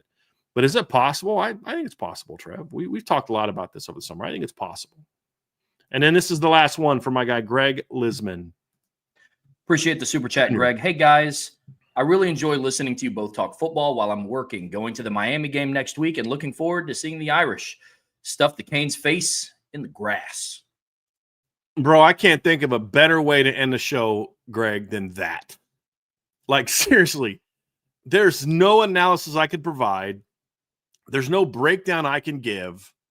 There's no, witty repartee that we could have that's going to be end the show better than Greg saying going to Miami and looking forward to seeing the Irish stuff the Canes' face in the grass. Thank you. Have a good night. Appreciate you all being part of the show. Greg, I think that's the perfect way to end it, Trev. Why don't you take us out of here, man? Couldn't have said it better myself, Greg. Well, hey, listen, hop on over to IB Nation Sports Beat tonight. They go live here a little bit under an hour and a half. They're also going to be talking about CJ Carr being named the starting quarterback at Notre Dame. Now, before you head out of here today, folks, please be sure to hit that like button, smash that subscribe button, hit that notification bell so you know whenever we go live. Bryan and I will be back tomorrow. It's Wednesday, so we will be doing buy, sell, hold tomorrow at 1 p.m. But as always, the best way to support what we do here is subscribe to the premium message boards at boards.irishbreakdown.com. Till tomorrow, that's Bryan. I'm Trevor. We'll see you back here very soon on the Irish Breakdown Podcast.